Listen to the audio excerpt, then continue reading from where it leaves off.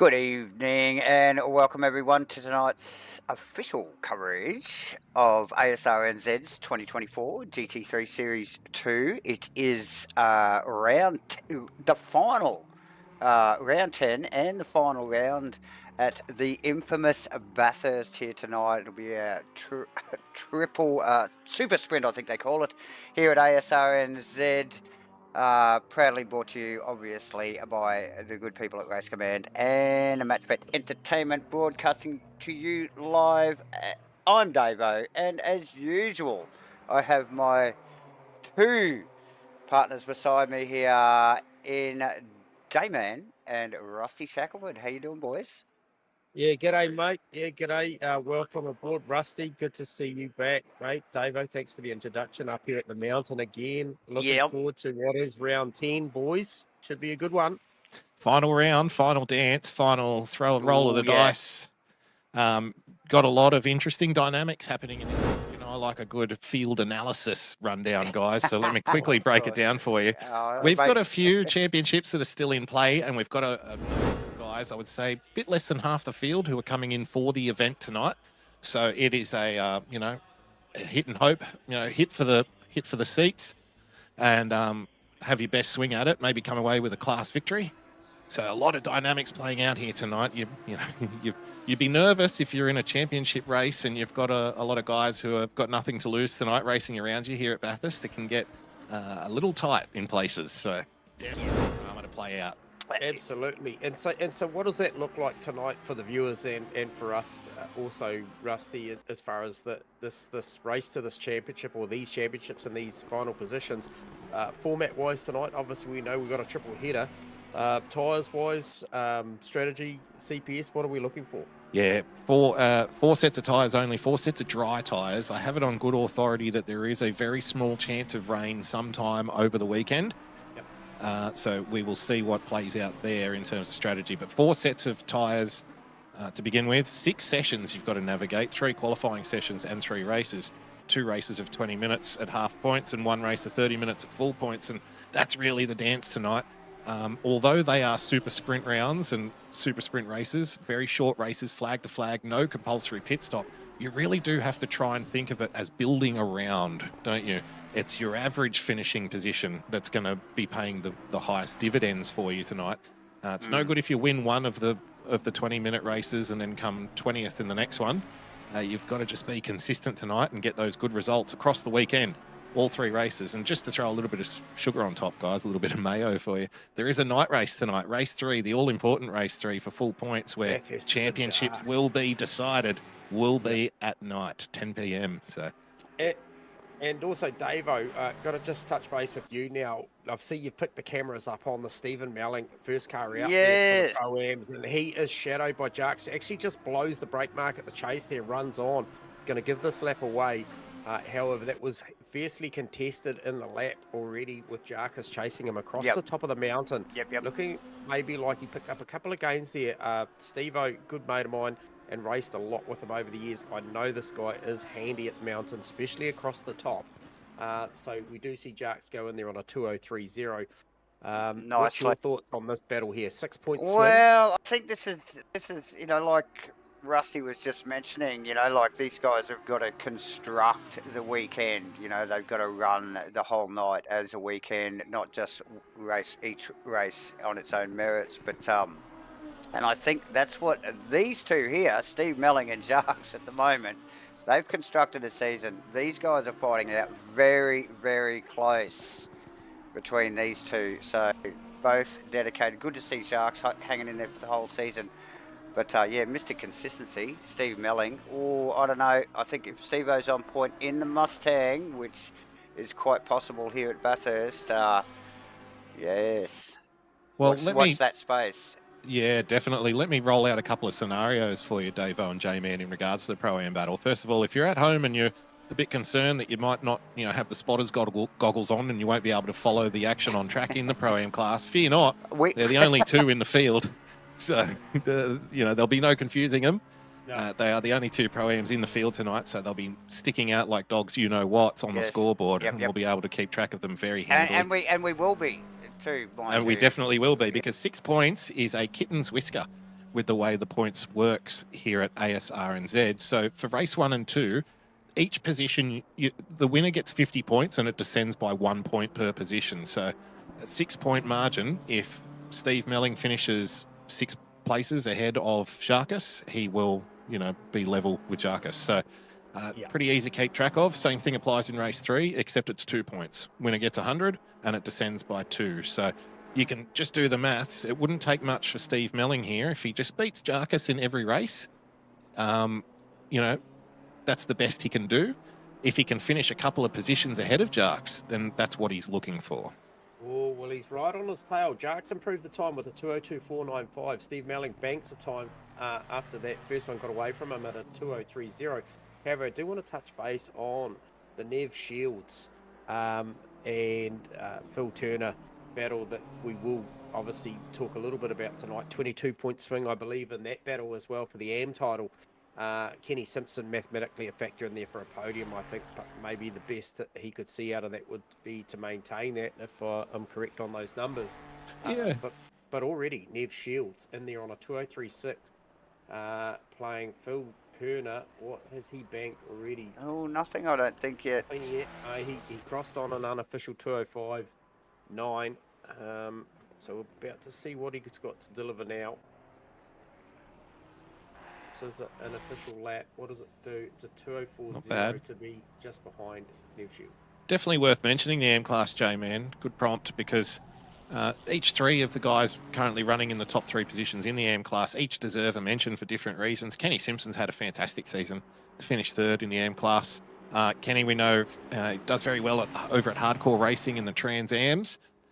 He's quite handy over there, so it's good to see Kenny getting some reward. Also, Nev Shields, who we touted at the start of the season as a contender for the AM Class Championship, and he hasn't proven us wrong. He has pushed the defending champion, Phil Turner, all the way to the final round. Absolutely. And with a 22-point margin, that's a collective 11 positions tonight or thereabouts. So definitely can be done. Sorry to cut in there, Rusty. I just want to catch this. We've seen the pro drivers come out, but Steve Melling managed to get across the line with 1 more to go. Jarks has parked it. He makes the chase nice and tidy. Makes both the apexes there. He's well up. So is Simpson too, mind you, actually, J-Man. So, yeah, both those guys. So this could be a lap that could threaten Jarks's top. Still gaining 7/10. He's right in there. He's right in this. Does it? Man, there he goes to the top 2:02.3. That's the first indicative sign of what the battle's going to be like between those guys. Sorry, Rusty. I saw some brinkmanship throughout the week from the Mustang drivers crying poor here at Bathurst. We got no speed. We're not going to contend. Straight to the top, Mr. Melling. Thank you very much. Well done. So, yeah, very interesting stuff. Shields, in the AM Class to play out. Shields in the provisional 3rd with a 2:03.2. Turner still on the lap, though. So again, just quickly on Phil Turner. Again, in the championship position, leading the championship, the defending AM Class champion. Again, just Mr. Consistency, just gets points. He knows how to construct the season. He knows how to construct the round. He's going to be very difficult to knock off, but credit to Nev Shields to pushing him all the way. So Turner rounds the final corner. It looks like he might sneak past Davison. No, he doesn't. Not quite. And that will allow us now, guys, with I think that was all the last of the That's it. Pro-Ams and the AMs. Silver and Pro now. So this is the first flying lap for the pro drivers, I think. Correct. Yeah. Yep. Pros and silvers out there right now. Mitch Campbell shadowing Steve Rees up Mountain Straight. All found good space on track, which is good to see. Yeah, very much. Should get a couple of clean flying laps in. It's worth mentioning, of course, here at Asrnz, if you do put it in a wall, you can't get it back to pit lane. That is the end of your qualifying session. So, again, another thing for the championship contenders to juggle. Will we see 110% effort on qualifying when if you don't have a valid lap, you might be in the wall and resetting and back to the back of the field? Yep. I think fire the banker in first. We see Mitchie grab the wall at the grate. Just in behind Steve Rees. So he just pushed a little bit too hard on those fronts coming through there on this first flyer, so maybe pressure right up.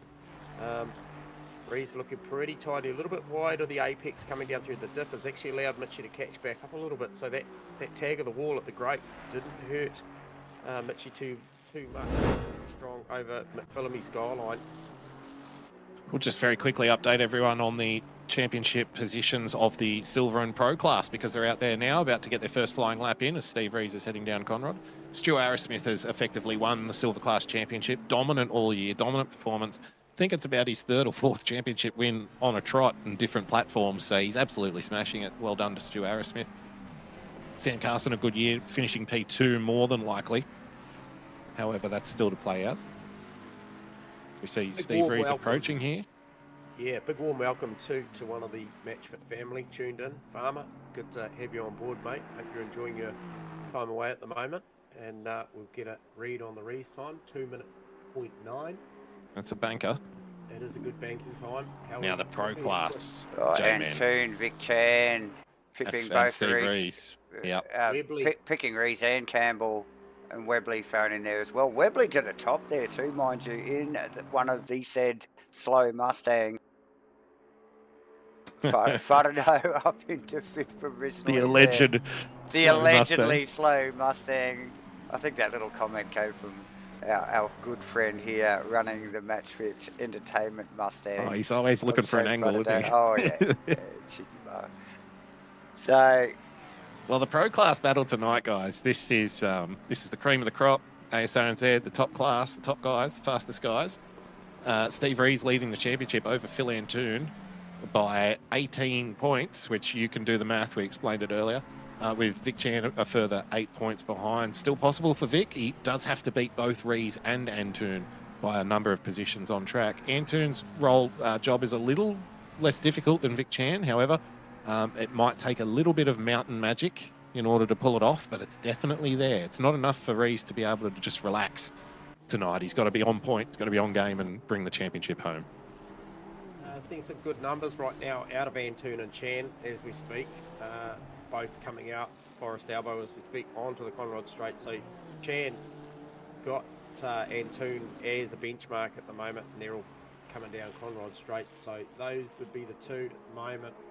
Really up on their time. Sean Brimblecombe also got a healthy delta going at the moment, heading towards a half a second in the long bonnet Mustang. That puts him row 4 or row 3, I think, if he keeps that up. So very strong. Good showing.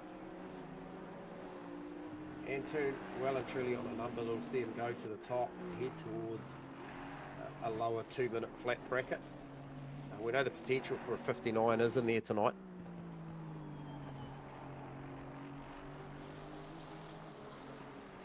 Track conditions at the moment are optimum, so yeah, like you say, Rusty, are they? Yeah. Let's give them the meatball flag. There's an action here, and Antoon. Bin it at the top. You will do call it a day. There's still just under a minute, so I guess looking on the track map, guys, critical lap. We've got just under a minute to go. Who's going to get back across the line and be one of the last to run a lap? I believe Shane Fodderdo is probably in a good spot. And he just has really backed out of it as he comes down to Murray's there and starts his lap. He really slowed that up. Phil Antoon currently leading the pack. So just to play it out for you, Phil Antoon's currently P1. Steve Rees currently sitting P4. If Phil Antoon were to do that every race tonight, he wins. So that's how close it is in that battle. Yeah, definitely can provide a hell of a quality car, can Phil Antoon, and if he can get the thing away into clean air, he'll be a force to be reckoned with.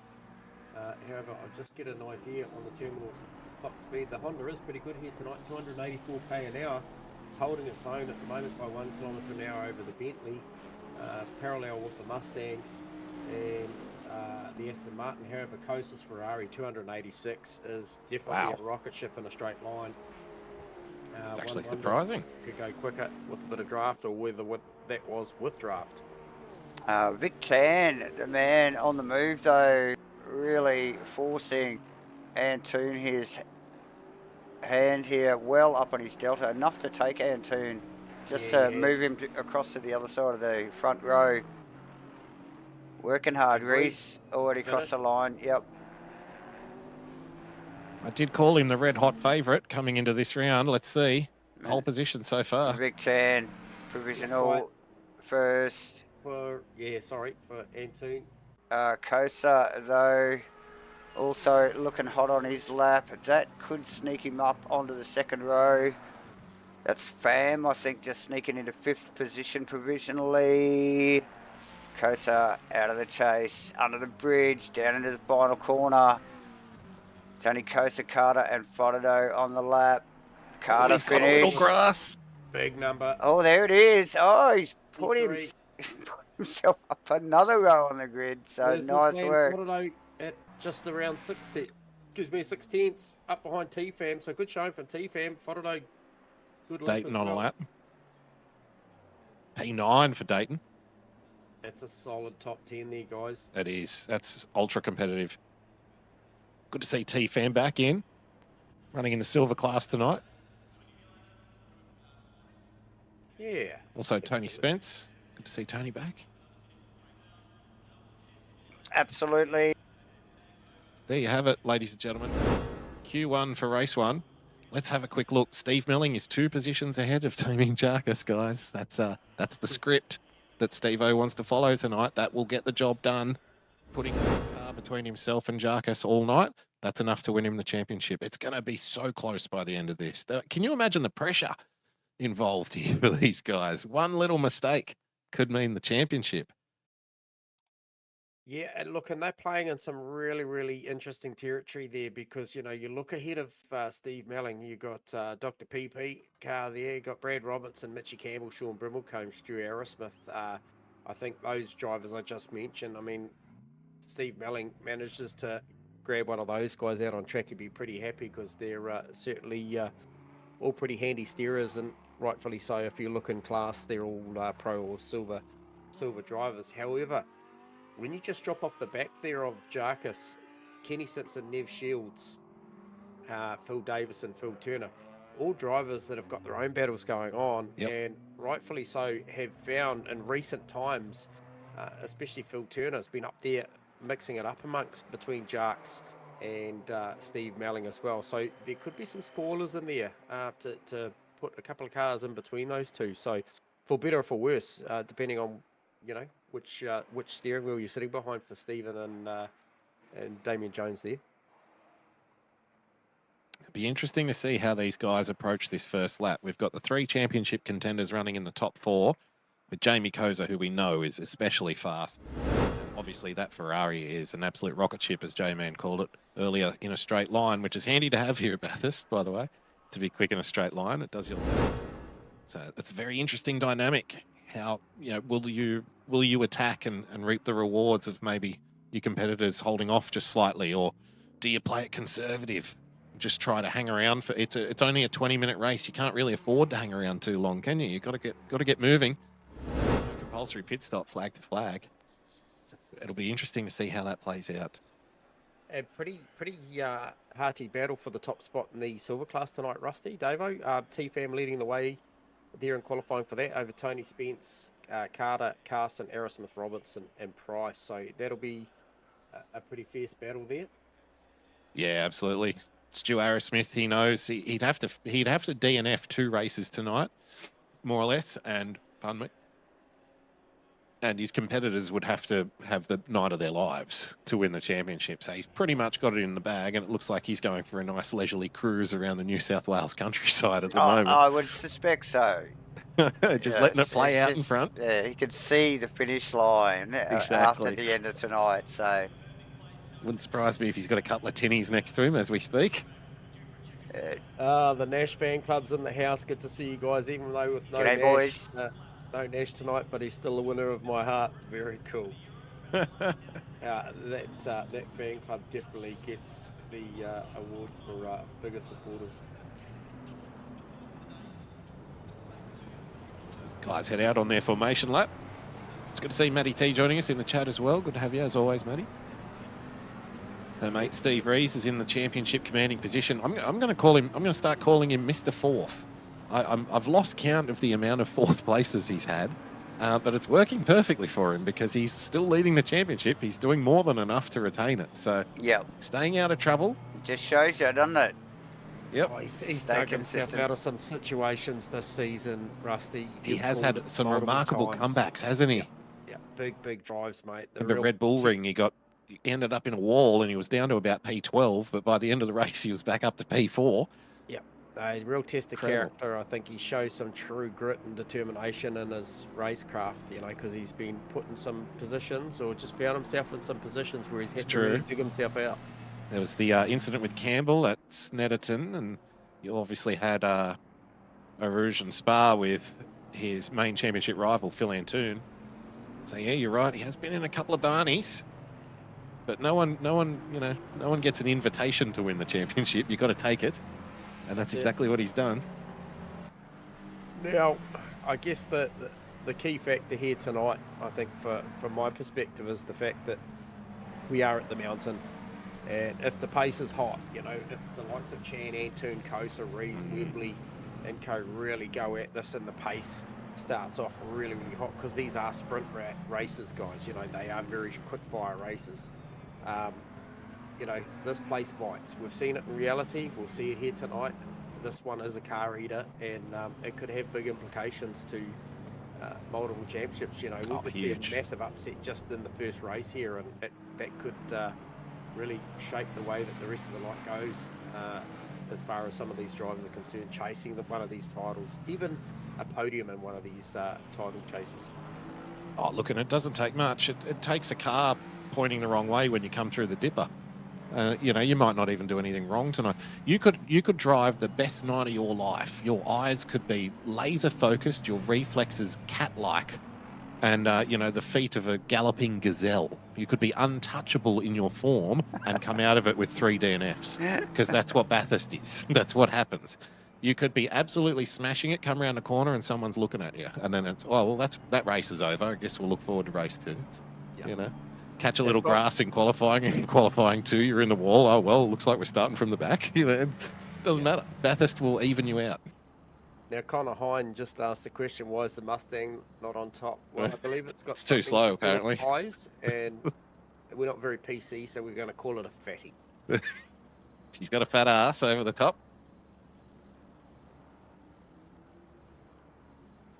So, Vic Chan, got to mention Vic Chan once again. You know, you said mathematically it's still possible, and he's put himself once again. What are the stats saying to us about Vic Chan at the moment? He has absolutely put himself in the best position so many times of late.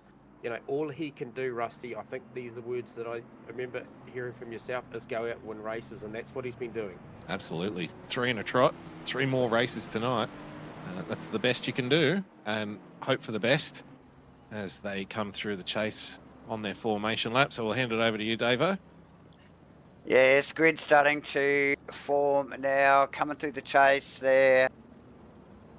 Pretty easy setup for these guys. A little bit of a tight one here out of the final corner. But yeah, looking like a good formation up the pointy end so far for tonight's 2024 GT3 Series 2 for Asrnz. Proudly brought to you by Race Command and MATCHFIT Entertainment. We're just about to go green. Chan, Antoon, Kosa, Rees, Webley, Bam, Fotido, Spence, Dayton and Carter ran out the top 10. Really even jump from the top 5 rows there, as you can see. Everyone through clean. Very clean, very orderly.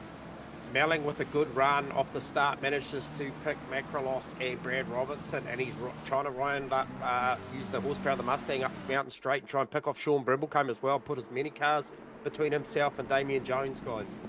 And Dayton, I think it's Dayton and Carter going at it as well, up to turn 2. There's some side-by-side action there. Arrowsmith and Carson also.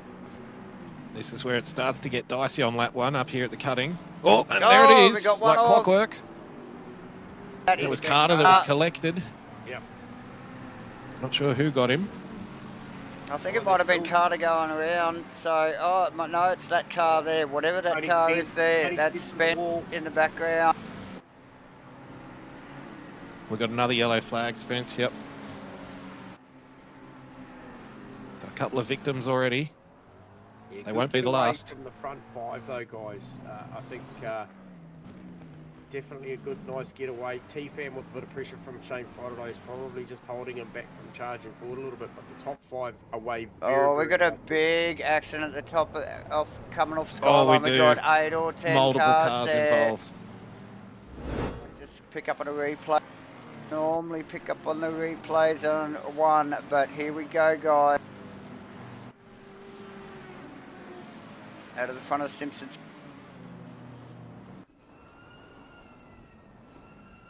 Comes around the corner, the road is blocked. So what was the catalyst for that? Was it up round Robinson? Looks like the purple and yellow McLaren around right on the Fam, apex. I think. Oh, Dayton in the wall heavy too. There you go. Damage. So Dayton straight the pits, so plenty That's going on exactly in the what we were mid-pack, talking guys, about. as the leaders come across the line and round 1, heading up the hill for lap 2. Rusty, you called it.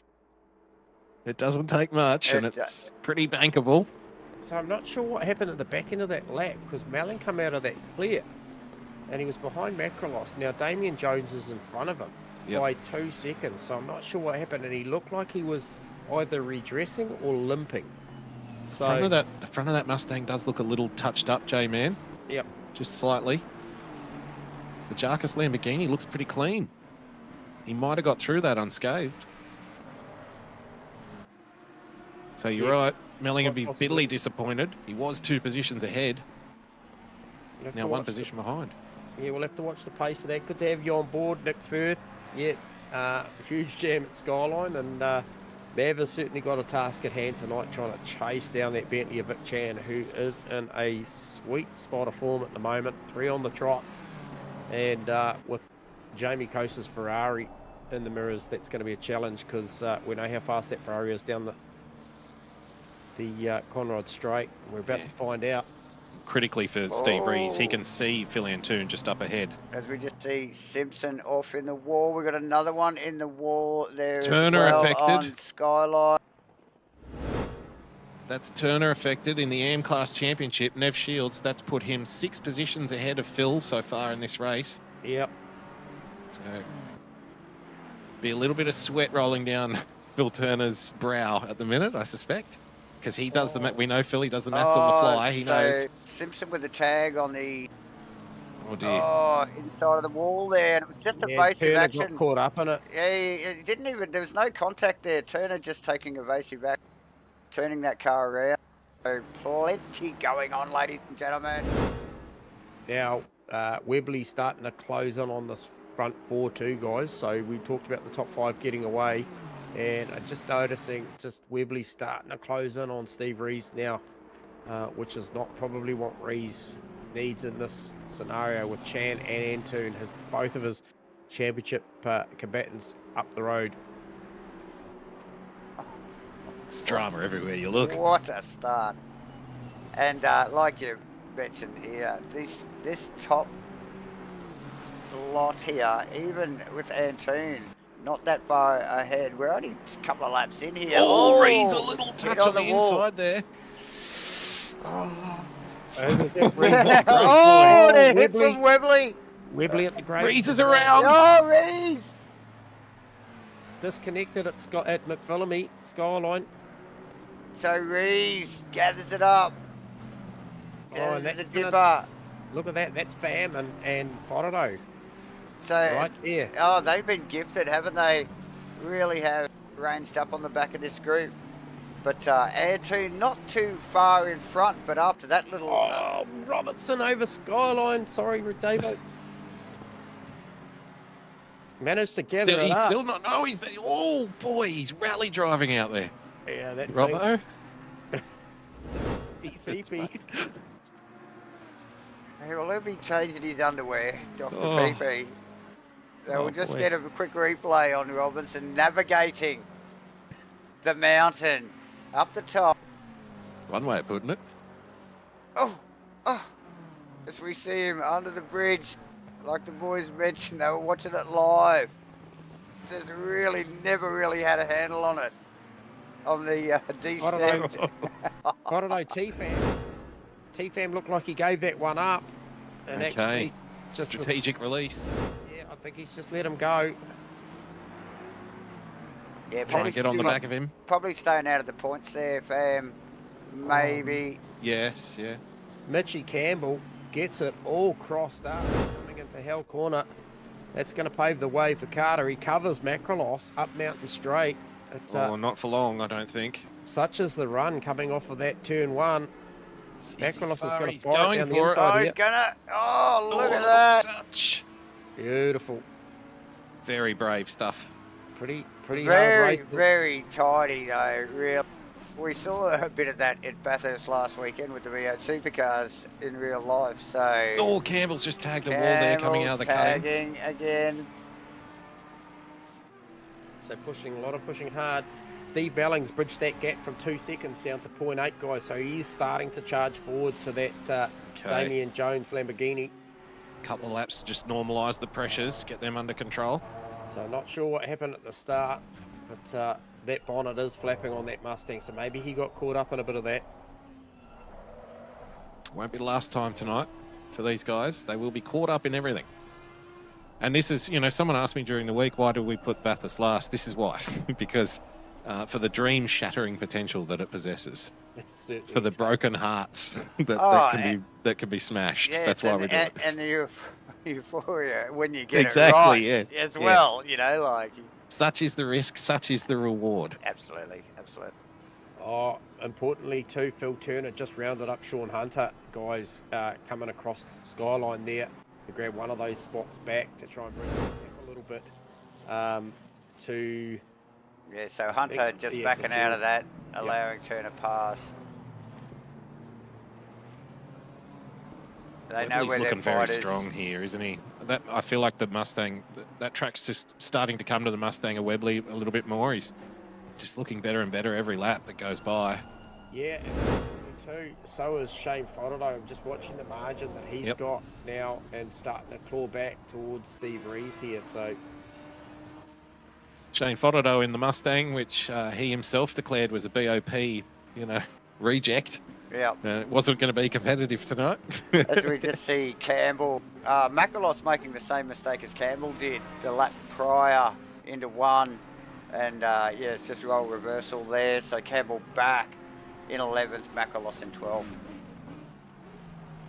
Oh, there's a fierce battle starting to form, guys, for second, third, fourth here. Webley really starting to put the heat on Jamie Kosa.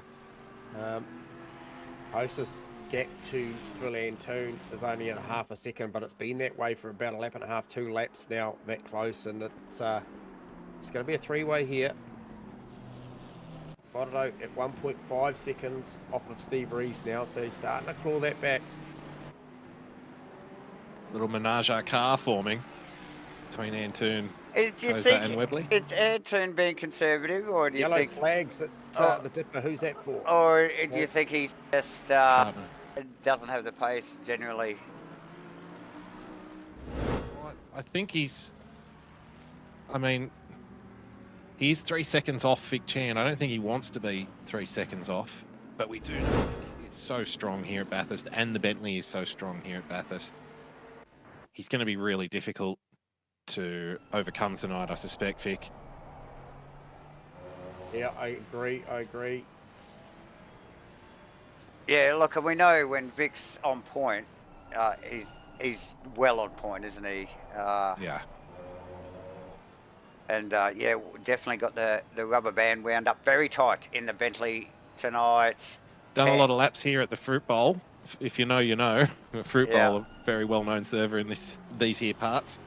I used to see Vic in there night after night doing Bathurst runs, so definitely knows it like the back of his hand. Campbell past Carter. Malling, Jarks, 0.3 across the line, but he's got Brad Robertson right on there as well.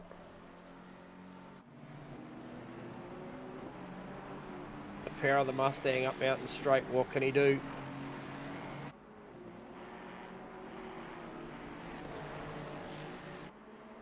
A lot of beat-up cars out there running around here. Not surprising in the least. they probably will get a little bit cleaner as the night goes on. Race 1 is always a bit harem scarum in these super sprint rounds. Oh, throw a blanket over those three. Damien they're Jones, Steve close. Melling, Brad Robinson. That is hot. Yeah. As is also Webley on Kosa. Kosa on Antoon. That is super tight as well. I feel like if Melling can stick, we're here. I think his strong suit has been the last couple of laps, is across the top and coming down the dipper. Has made some margin last couple of laps on Damien Jones. If he can be close enough at Forest Elbow, try and get underneath the wing.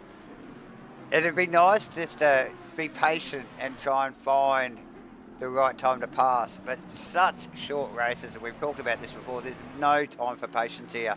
You've really got to push. We've only got just under 8 minutes to go in this race. So what do we got? Not even 4 laps, guys? No. Might be 4. It might be really close. Yep. Melling. Can Melling have a look under brakes after the chase? He's close. Right, thinks better of it. Jarks with a wiggle under brakes down at the chase. Melling right on his bumper now. It's be a hell of a drive from Melling if he gets past him with all the damage he's carrying in that Mustang. Yeah. I noticed in recent time as well, Steve Rees driven away from Shane Fodderlow. I think it'll be more about the battle between Kosa and Webley now. And Antoon.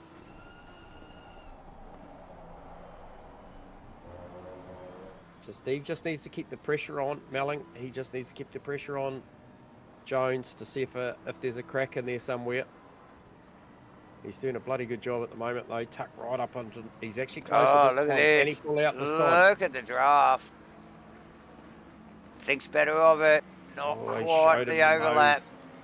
Well and truly, and the Mustang definitely looks strong, Jay. Man, it's only a matter of time as we again another Mustang. Pick up on Webley over Kosa. It's only a matter of time, but that time is vastly, very quickly disappearing. yes. 6.5 minutes worth. Too true. Oh, there's a lot of rubbing on the wall around the grate and coming out of the cutting. There is. Melling, super close there now.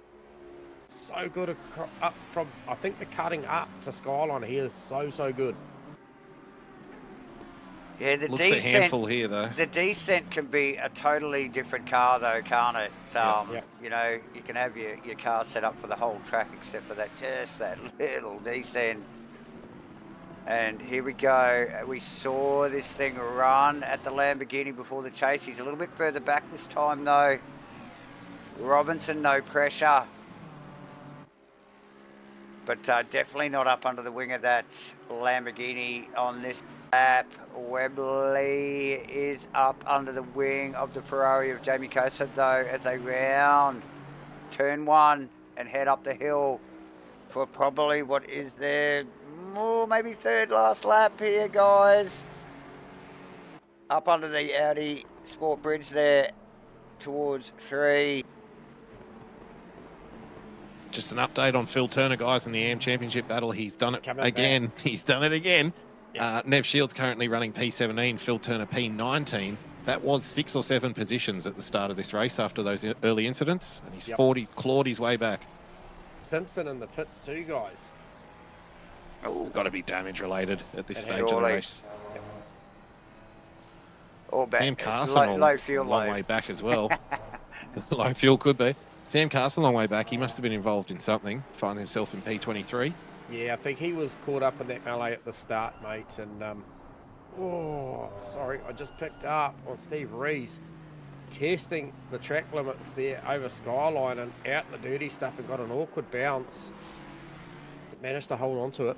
He's in a good position here, even though he is running in P5. Phil Antoon, currently P2, Vic Chan P1, but it's just off the back of that little pack, so if anything happens there, he'll be able to capitalise. Oh, Steve Melling. Oh, Steve Melling taking the wall at big. the break. He's on it well up now. Pressure's on with it. Brad Robinson did a great job getting out. Now the pressure's on. He's got Taking a well the escape road. Yep. Or something's not right here. Try and get on board and have a look here and see if... Oh, Macrolos around the wrong way, just through the dipper. Okay. I want to get a read on the wheel of Steve Melling, see if he's left or right hand down here, because that was a big hit. Expected to be a little bit right hand down. And critically, Robertson and Price have now got in front of him, and that's put a couple of positions between himself and Jarkus. Extending Jarkus's lead. That car's definitely right hand down of Steve Melling. Looking at the onboard.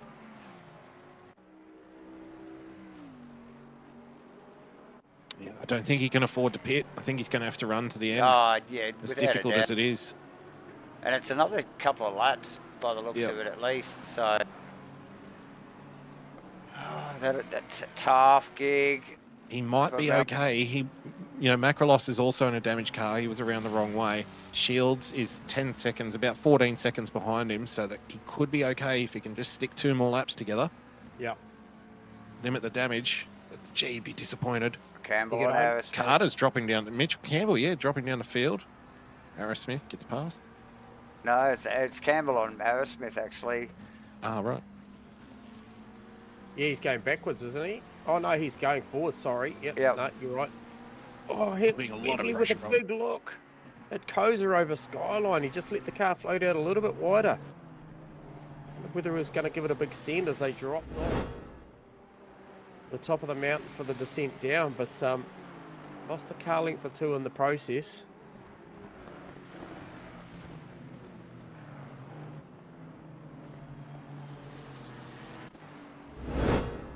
Melling pressing on, guys, so he knows what's at stake here.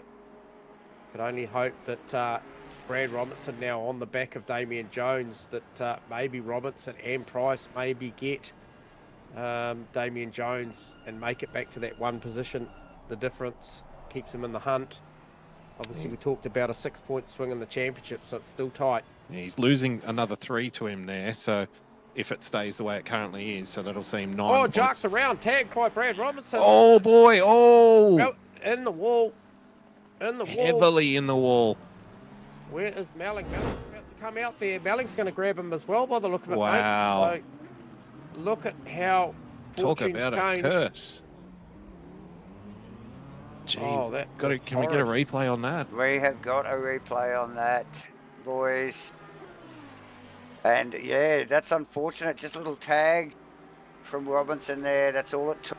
Wrong time. Just 2 guys looking for the same bit of track. That has allowed Melling pass, like you said. Now, both of those boys running with damaged cars, I would suspect, with, what have we got? 1 more lap to go. And that sees Melling in front of Jarkus by 1 position. They cannot escape each other, these 2. You could not have scripted that. That is unbelievable. We'd written... How did that happen? How have they ended up one in front of the other again? Ask Brad Robinson. Of course, Steve got taken out at the start of the race. Jarkus got taken out at the end. It's lovely, isn't it? Oh, it's crazy. Oh, look at this. They're pushing hard Webley. At the top. Antoon, Posa, Webley, they are pushing super hard. And Vic Chan looks like he's actually rolled out of it a little bit, guys. Yeah, this will be the last lap. Now, Webley's super close. Webley super close. Can he have a look at the end of the chase here, guys? He'll know this is his 1 opportunity. This is the closest he's been. He is right there.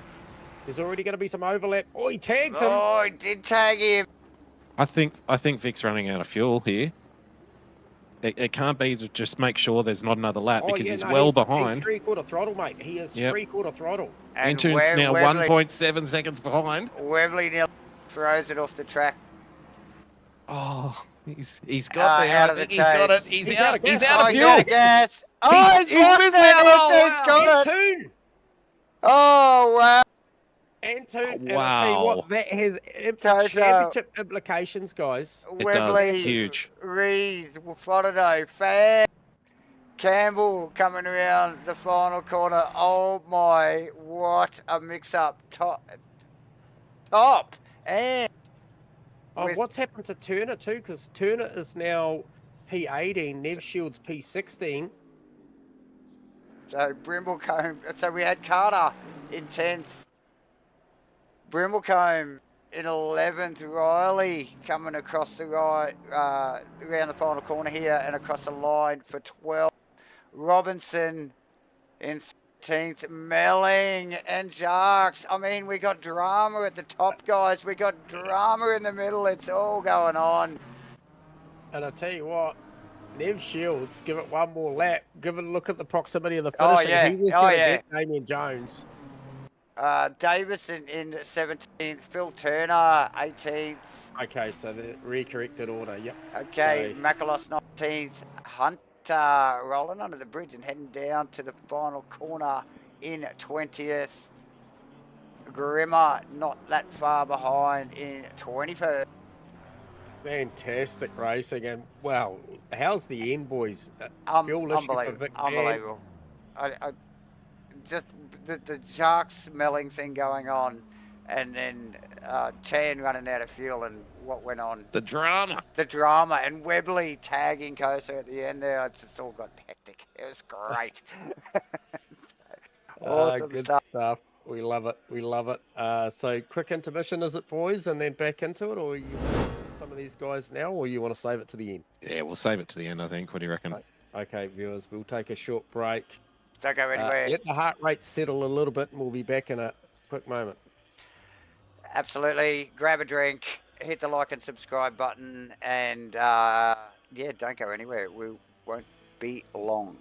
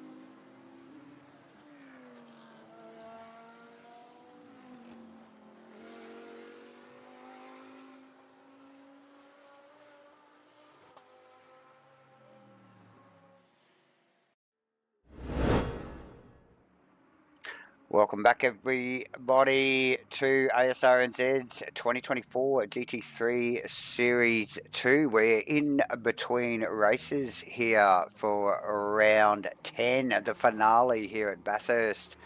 We've just had one of the first quickfire races, 20 minutes here at Bathurst. Cracking race. You couldn't script this stuff. As usual, I have J-Man and Rusty Shacklebird right by my side. Guys, that first race, what do you reckon? Oh, it was fantastic, you know, and I think just obviously we're about to see these guys go out for Q2 in this triple header here tonight. But Rusty, you know, Dave, we were talking off camera just there, just chewing the fat a little bit, and you know, this thing here is shaping up to be one of the best final rounds we've ever seen, based on the drama thing in the tail. You know, Webley touching up Kosa down through the chase, and Chan running out of fuel, you know, getting a lucky number at the back end with Jarks getting involved with Brad Robinson, and Steve Melling grabbing that position back. That's changed that from a 6-point to a 5-point swing. We've seen a couple of points chopped out of what was the 22-point lead from Phil Turner to Nev Shields. What about Steve Rees? What about Steve Rees going off at McPhillamy? Yep. That could have ended in the wall. So he's kept it off the wall and managed to maintain. Yeah, it was fantastic. So he finished 5th in race 1. Minus 4 points to that battle for Phil Antoon. So 14-point margin now. Vic Chan at 23 points. But again... and the Vic Chan running out of fuel. Vic Chan running out of fuel. How about that? Wow. Crazy stuff. So who have we got? Have we got Damien Jones out there for another bite? Another bite of the cherry now. First car out in this Pro-Am hunt. As you mentioned, Rusty, only a couple of Pro-Ams out there tonight. They are the two that are duking it out for this title shot. Well, I wonder if there was any setup tweaks from Quali 1. As we know, Steve Melling qualified a couple of positions ahead of Damien Jarkus in race 1, and through many circumstances, they ended up one position ahead of each other at the final flag. So I wonder if Jarkus will make any improvements here, any inroads. He doesn't want to make a habit of that tonight, qualifying a couple of positions behind Steve Melling. Want to try and stay in front of him. 5 points now, that championship battle. So a couple of positions here makes it 3 points, and then it's game on in the last race. Good ploy here from Phil Turner as well too, mate. Chasing down Damien Jones for the quali session. I think it's good to measure yourself against somebody else. You know, obviously Jark's racing on the Pro-Am stable, Phil Turner and the Am stable. Put that car in front and just try and measure that gap. Pick up on a few brake markers, and maybe if you're close enough, grab a little bit of toe as well. So this will serve him well. Just want a clean race, wouldn't he, after that race 1? Did tremendously well. He went right back to the back of the field. We don't believe it was any fault of his own, just an innocent bystander caught up in some chaos. Went right to the back of the field, clawed his way back, and ended up just a couple of positions behind his main championship rival, Nev Shields. So, yep, a couple of points taken out of that, but he'll just be hoping for one clean race to get under his belt here in race 2, set himself up for race 3. Another one like the last one, he may not be so lucky to fight your way back. No, and we were talking tyres off here as well. Obviously 4 sets of tyres for the night, and look, you know, talking about maybe average scenarios about what the guys will be doing out there. You know, is it, you know, set for quali, use that set for the race, another set for quali, use that set for the race, and then maybe recycle one and save a freshie for the back end. I'm not sure. Qualifying is quite critical here, I think, you know, to get yourself up there. However, if we see anything like what we just saw in the previous race, where there was almost a traffic jam, I guess that negates any sort of qualifying position if it's the guy in front of you that has the blue. So yeah, damn right. Well, pretty well. Clean cars and good tyres could be good at the race 3 here tonight. Obviously 4 points on offer for the last race, obviously half points for the first 2. So there's probably a lot riding on that last race, and maybe keeping something in the bank, guys. Yeah, I'd be tempted tonight to just run a fresh set for quali 3, fresh set for the race. But normally, if the stakes weren't so high, I'd probably take one set of tyres for all 3 qualifying sessions and have a fresh set for all 3 races. it just depends what your focus is, where you think you can extract the most advantage from those around you. For Jarks, 2026 for Melling. So better performance, Q2. There you guys, for Damien Jones. Oh, and who was that I saw escape straight away? That was Damien Jones, escape back to pits. That's his qualifying over, guys. Well, see, now that could be a tyre strategy situation there. He's got his lap, and there's no need to put more Ks on those tyres. Just pull it over, keep them clean. Maybe running a fresh set of tyres for race 2. So at a 202.6 for Melling and a 202.8 for Turner. Melling not entirely safe on that lap. Has to press on and ask a little bit more of that set of rubber. Yeah, I think that was a banker from Melling. Yeah. It's definitely got more in the tank. Now, where is... Sorry, mate. I was just looking for...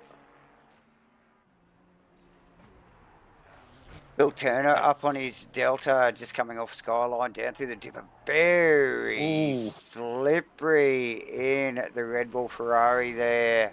Washed all of that goodness off. Phil Davison in the BMW, well up on his Delta, but Melling definitely. He's looking. He needs a lot. He needs probably a little bit more than what he's got. He's well up, nearly half a tenth. Yeah, half a second up, should I say? He's approaching that half a second, and that'll put him in right on the hunt for Damien Jones if he can make good through the chase. And then down to Murray's, he will be right on the hunt here to challenge, but more importantly, keep one of these AM drivers from putting a car between himself and Damien Jones. And he's looking good to maybe cement this either P2 or challenge for this top spot for the Pro-Am title. So good, tidy stuff in the back half of that lap. Ooh, not quite from Melling. More importantly, he's got another lap in it. Does he ask that out of the tyres? Oh, he does too. Turner he's got a good delta coming out of Hell Corner too. Nice little head start.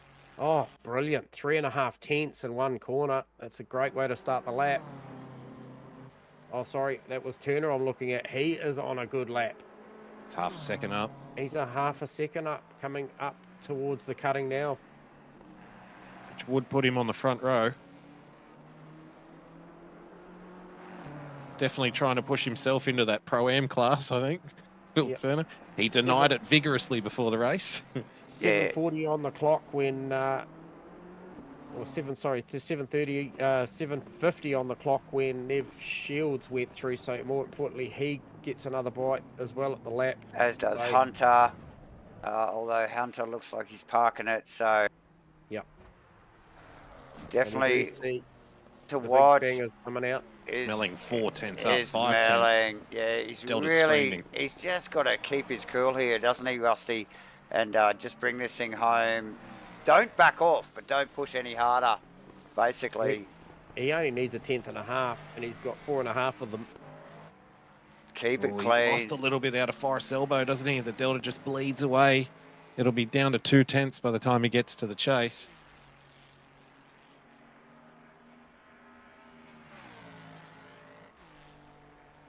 Nev Shields. Nev Shields on a big lap, guys. Second up. Going to put him in Kenny Simpson territory if he carries us on. 1.2 seconds up. And this is critical. If he can jump, if he can leapfrog Kenny Simpson here, put a car between himself and Phil Turner once again. This championship for these guys still very much alive. Melling doing what he needed to do. A 1.9. So Betters is qualifying from Q1. I think they were still in the O2s for Q1 there, boys. So, like you said, Shields, he's got 1.2 up. And that would put him at about 22.5 there. That's going to get Turner, I reckon. Yeah, I reckon it's going to get him. There you go, Shields and Turner on the second row. So Turner late in the piece managed to grab Simpson, and then in turn Shields he grabs Phil T as well. So good qualifying there, great qualifying. This is the championship as you see it.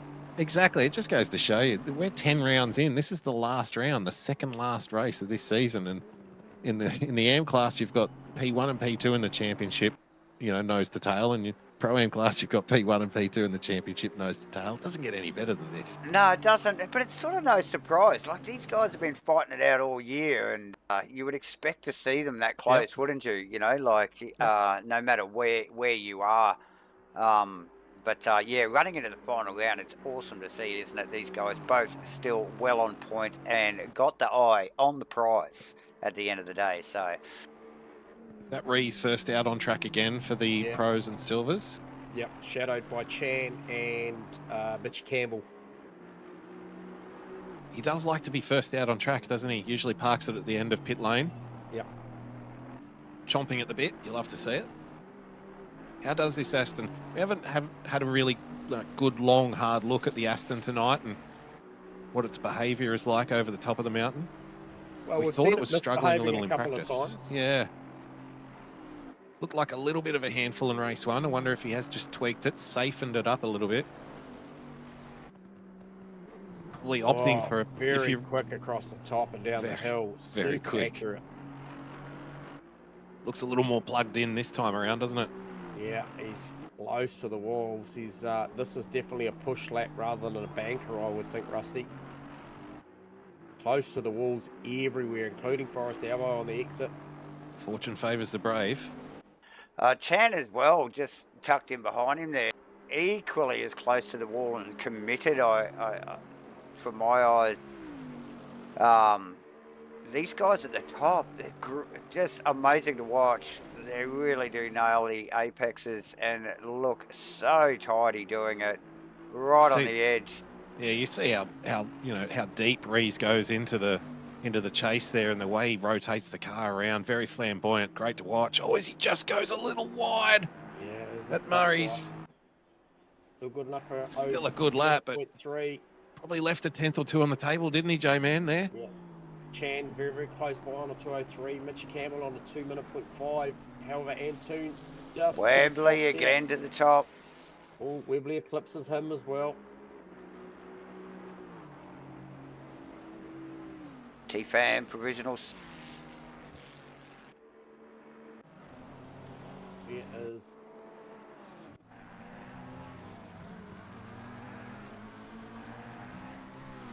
Gee, this is going to be tight at the top. We have got less than 1/10 of a second separating the top 4 cars, ladies and gentlemen.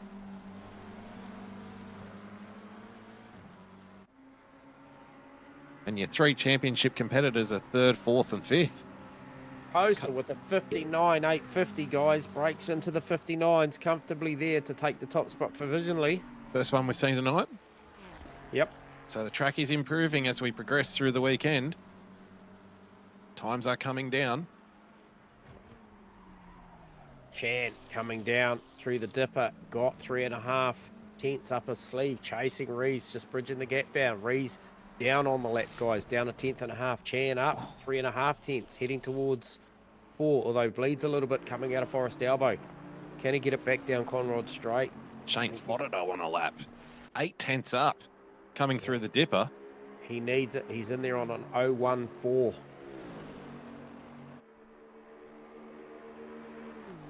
But he also needs it as well because Stewie Aerosmith's on a lap as well. So, outside of this commentary gig, you'd never hear me refer to as an 0.14 as being too slow. But in this field, it certainly is. It is, yeah. He's a second up.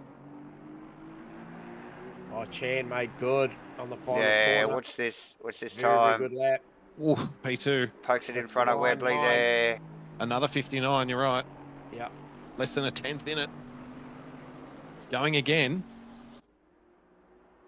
Yeah, so this would be the last one for pretty much all of these drivers now. They'll only have one more bite at it. We're seeing the deltas, a lot of green on my board here, boys.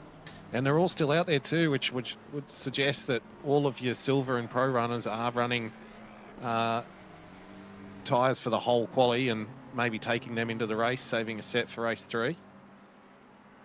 It's just the gut feel. Look at that top 10, guys. Kosa, Chan, Webley, Antoon, Rees, Butterdoe, Campbell, Pham, Carter, Brimblecombe. On the rest, what a class field there. No wonder it's so close, Rusty. Yeah, these guys working really hard. Rees on a number here, boys. He is too. Kosa with a 59.640. 59.6 is ridiculous. Get out. He's showing off. Just leave now. Now you just showing off. Like, yeah. Oh, that was Rees into the wall hard. Rees, yeah, elbow there. Pushing a little too hard. Yep. Chan's got a couple of sneaky tents up his sleeve, but probably not enough for Kosa. And Kosa up again. Pressing on. Wow. So, did Kosa kind of got across the line in time? No, surely not. No.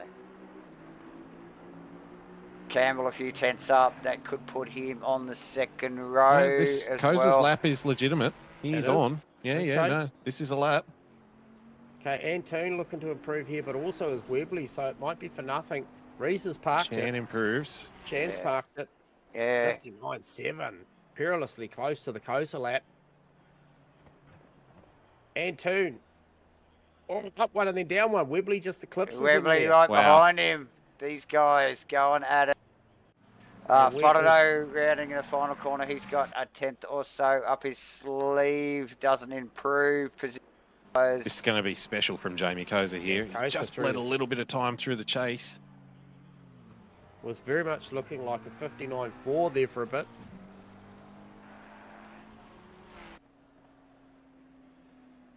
Improved slightly. Yep. Ooh, good qualifying. Very, very close to between our championship combatants as well, and Antoon and Rees, with Chan bettering the both of them as well. So Chan still making a little bit of bank, although gave a little bit away to Antoon in the previous race. And importantly, Melling just getting one over Damien Jones. Shields just getting one over Phil Turner. So all the challengers, all the hunters are certainly doing the hunting at the moment. The hunted are the guys in the top spots. Pressure's on. Well and truly. Dayton, the last across the line, gets up to P15. Good job. Yeah, nice lap there for Matty Dayton. All right, so let's take a look at this. Phil Antoon, P4, he's P5. Vic Chan, P2.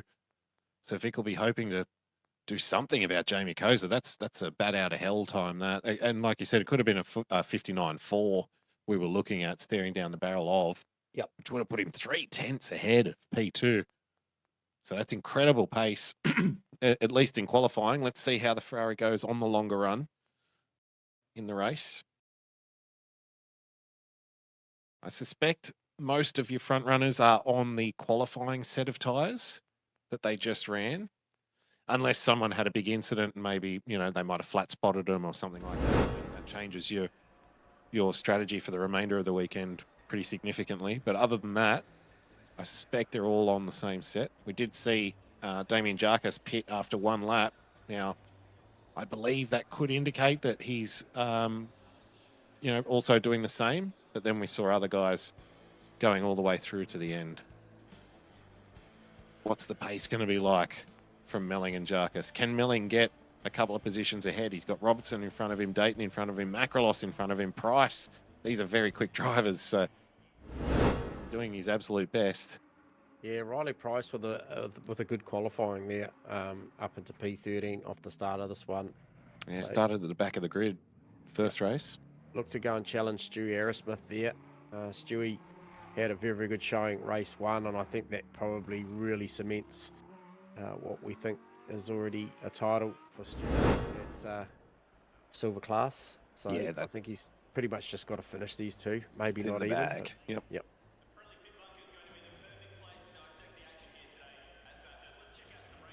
But it will be interesting now. Vic Chan, we saw him run away with that one right up to effectively the last corner on the last lap, guys. Starting from that's soul crushing, front isn't row it? again. But look, he might not have it his own way this time, and Webley with a better showing as well. Yeah, two things. I don't think Vic is going to make the same mistake twice, so I expect him to be overfueled for this one. Yeah. But the other thing is, just imagine going through the whole race at Bathurst, avoiding the carnage, avoiding smashing into the wall, getting 3 seconds ahead of the field, and then coming second because you ran out of juice. So it's just, if the walls don't get you at Bathurst, something else will. Yeah. Just that kind of a place.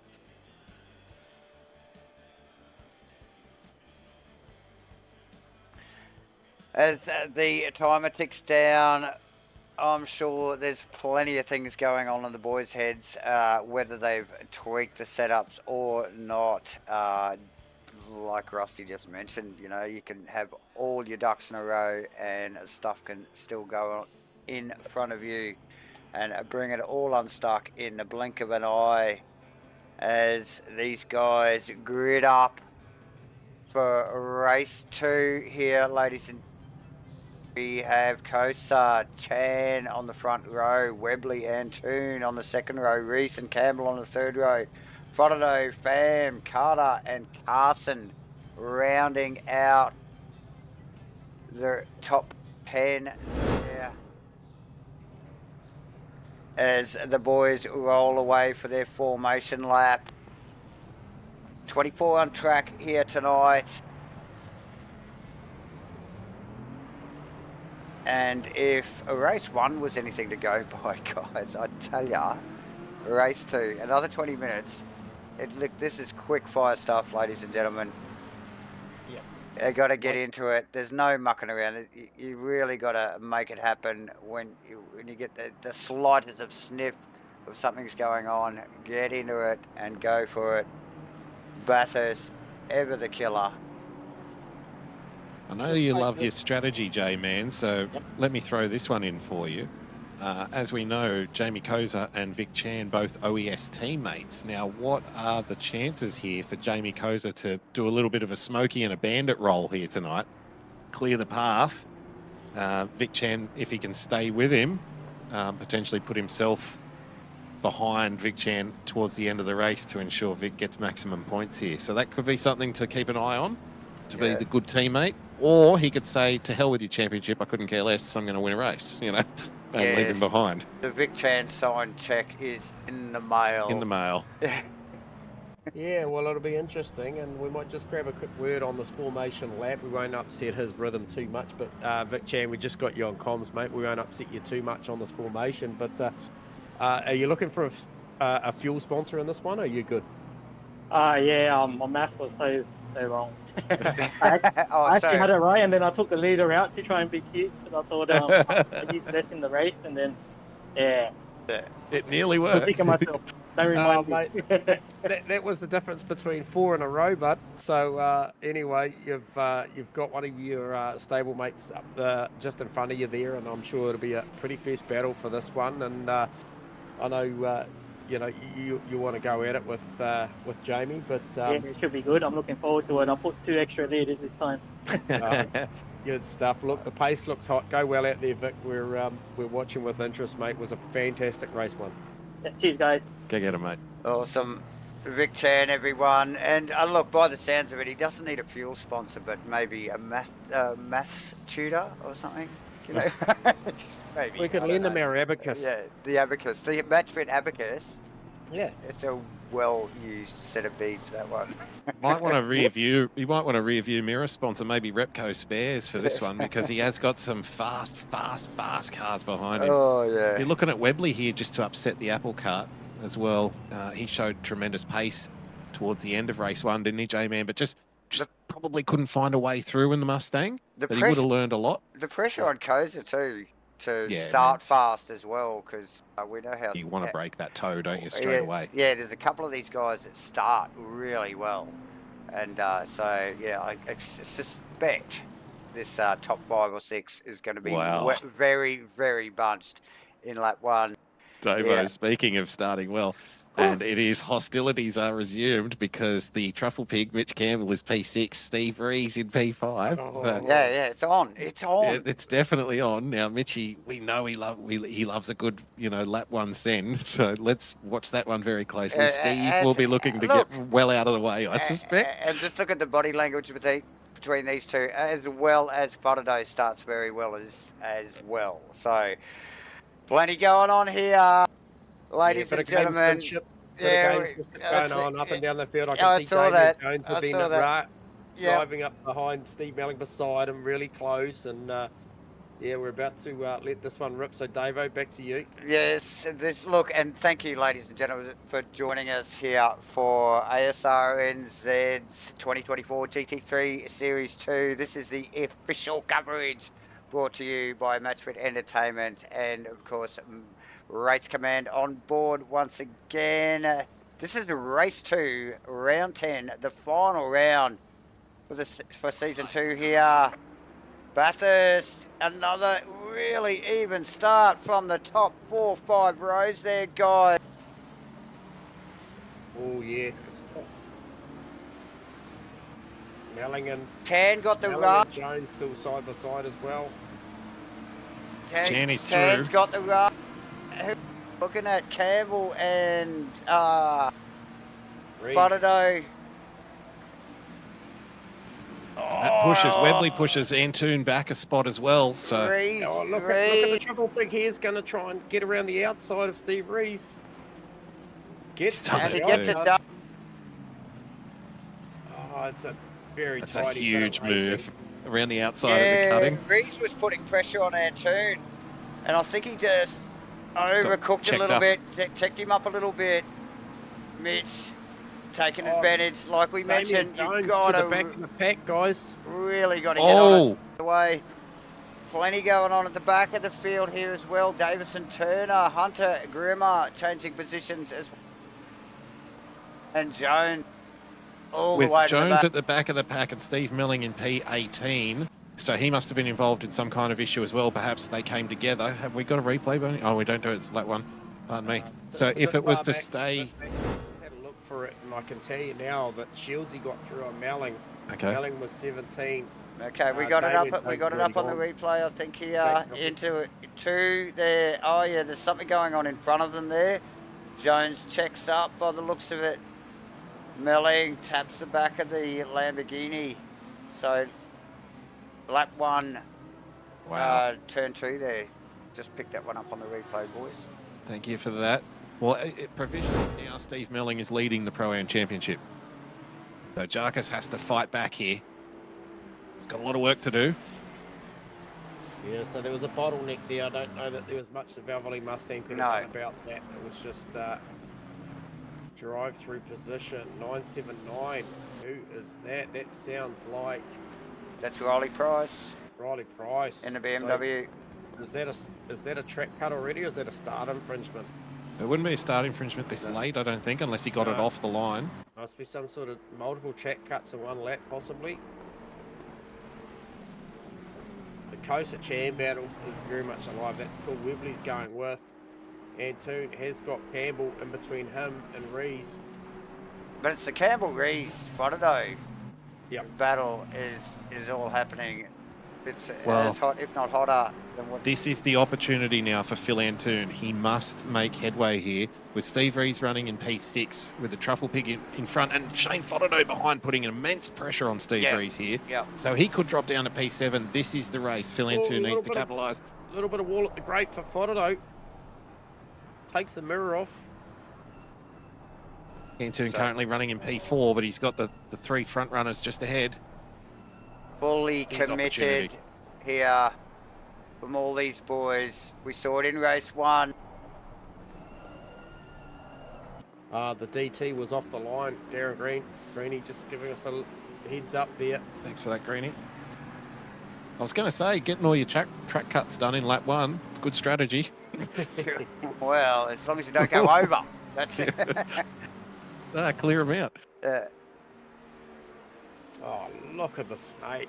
Look at this train. Mitchie Campbell, Steve Rees, Fotado, Pham, Carter, Carson, Price. Stewie Aerosmith looking for a big move down the inside of the chase, and he's going to get it done. Very we've nice. got John we got someone around. There's a whole heap of stuff going on. Melling's going to come around the corner. He's going to grab a couple more positions as well. 3. Oh. They get rolling before Jarkus arrives. That's Jarkus is tragedy. Through. He's through. We'll pick up on the replay of what happened with Carter here to put him across the track here, boys, as they run into the chase. Behind Fam, going deep, just couldn't pull the car up, just unforced error, spins the car on line, unfortunately. Contact from several cars. Yeah, not much. That's really unlucky there for John Carter. He did the right thing. He held his brake, so he wasn't rolling around, but unfortunately he was just in the wrong spot. Now, Reese behind Campbell too, guys. I think obviously Campbell got that move done, but he hasn't managed to pull away from Reese, and I think that's enticing the battle from Fodado Bam as well on the back of that. So that'll be a worrying sign for Reese, because I think he has got a bit of pace. Yeah, this is heating up here. This night, this round is heating up. Kosa Chan is a great battle too, guys. Well, can Antoon make headway here? Can he make another 3-4 positions here? Because that will put him right up the tailpipe in the championship hunt. Chan on a 2:05, Kosa on a 2:08, Webley a 2:01.1, Antoon a 1:0. So he's there for Webley's pace. I don't know that he's quite got what Kosa and Chan have got. So look, one more would be nice, wouldn't it? Absolutely. Everyone he can get. Vital. There's a chance that not one, but a couple of championships might be decided by single digits here tonight. So every position critical. Take a look further down the field. How's Phil Turner travelling? Incredibly well. Yeah, he's going very, very good. He is in a battle. He's tucked up in behind. I think an out of position. That is position. Phil Davidson. And more to the point, 777 teammates Phil Davidson and Nev Shields. So Davidson playing a very, good role here for Shields. Keeping Turner behind. Yep.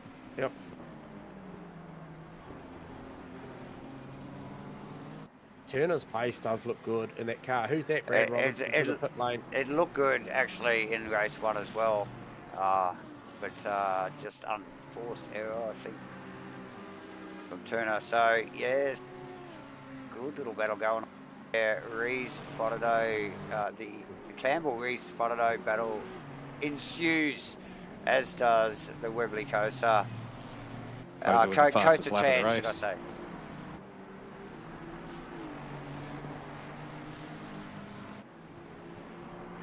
Turner through on Davidson, guys. So he's now just one spot behind Nev Shields. So he's doing everything he has to in this title hunt. But more to the point, can't help but feel like the pace of this car and how he's travelling, he wants to actually go and grab Shieldsy on track. Looks very good.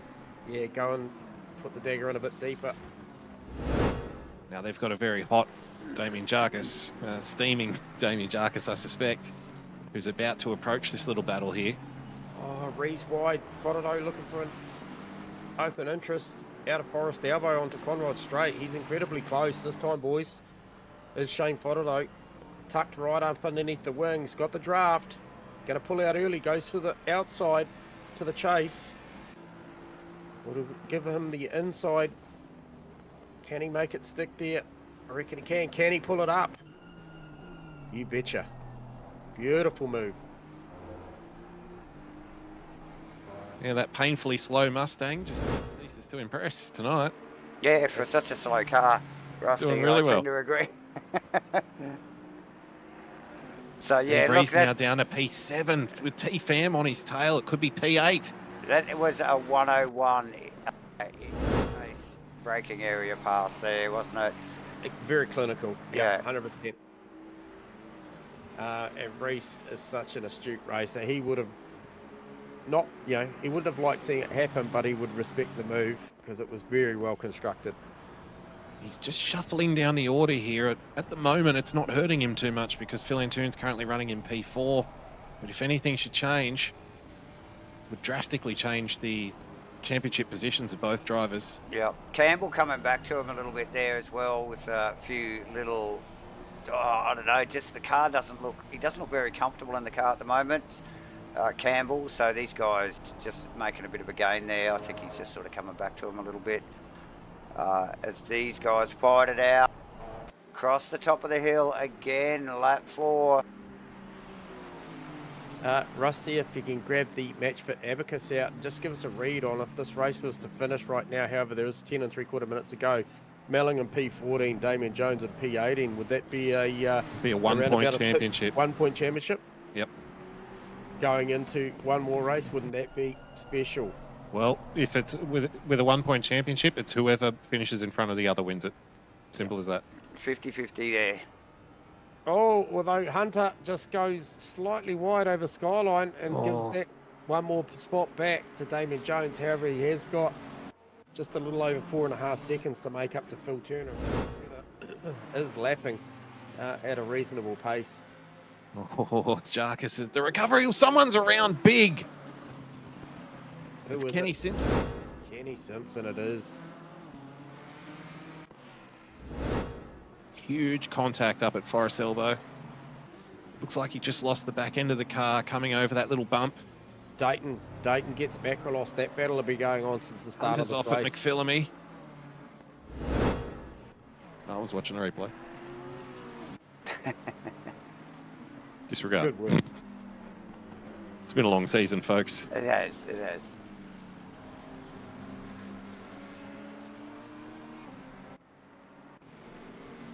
So T-Fam still staying very much in touch. 0.4 is the gap up to Steve Rees. You mentioned, could it be all the way back to P8?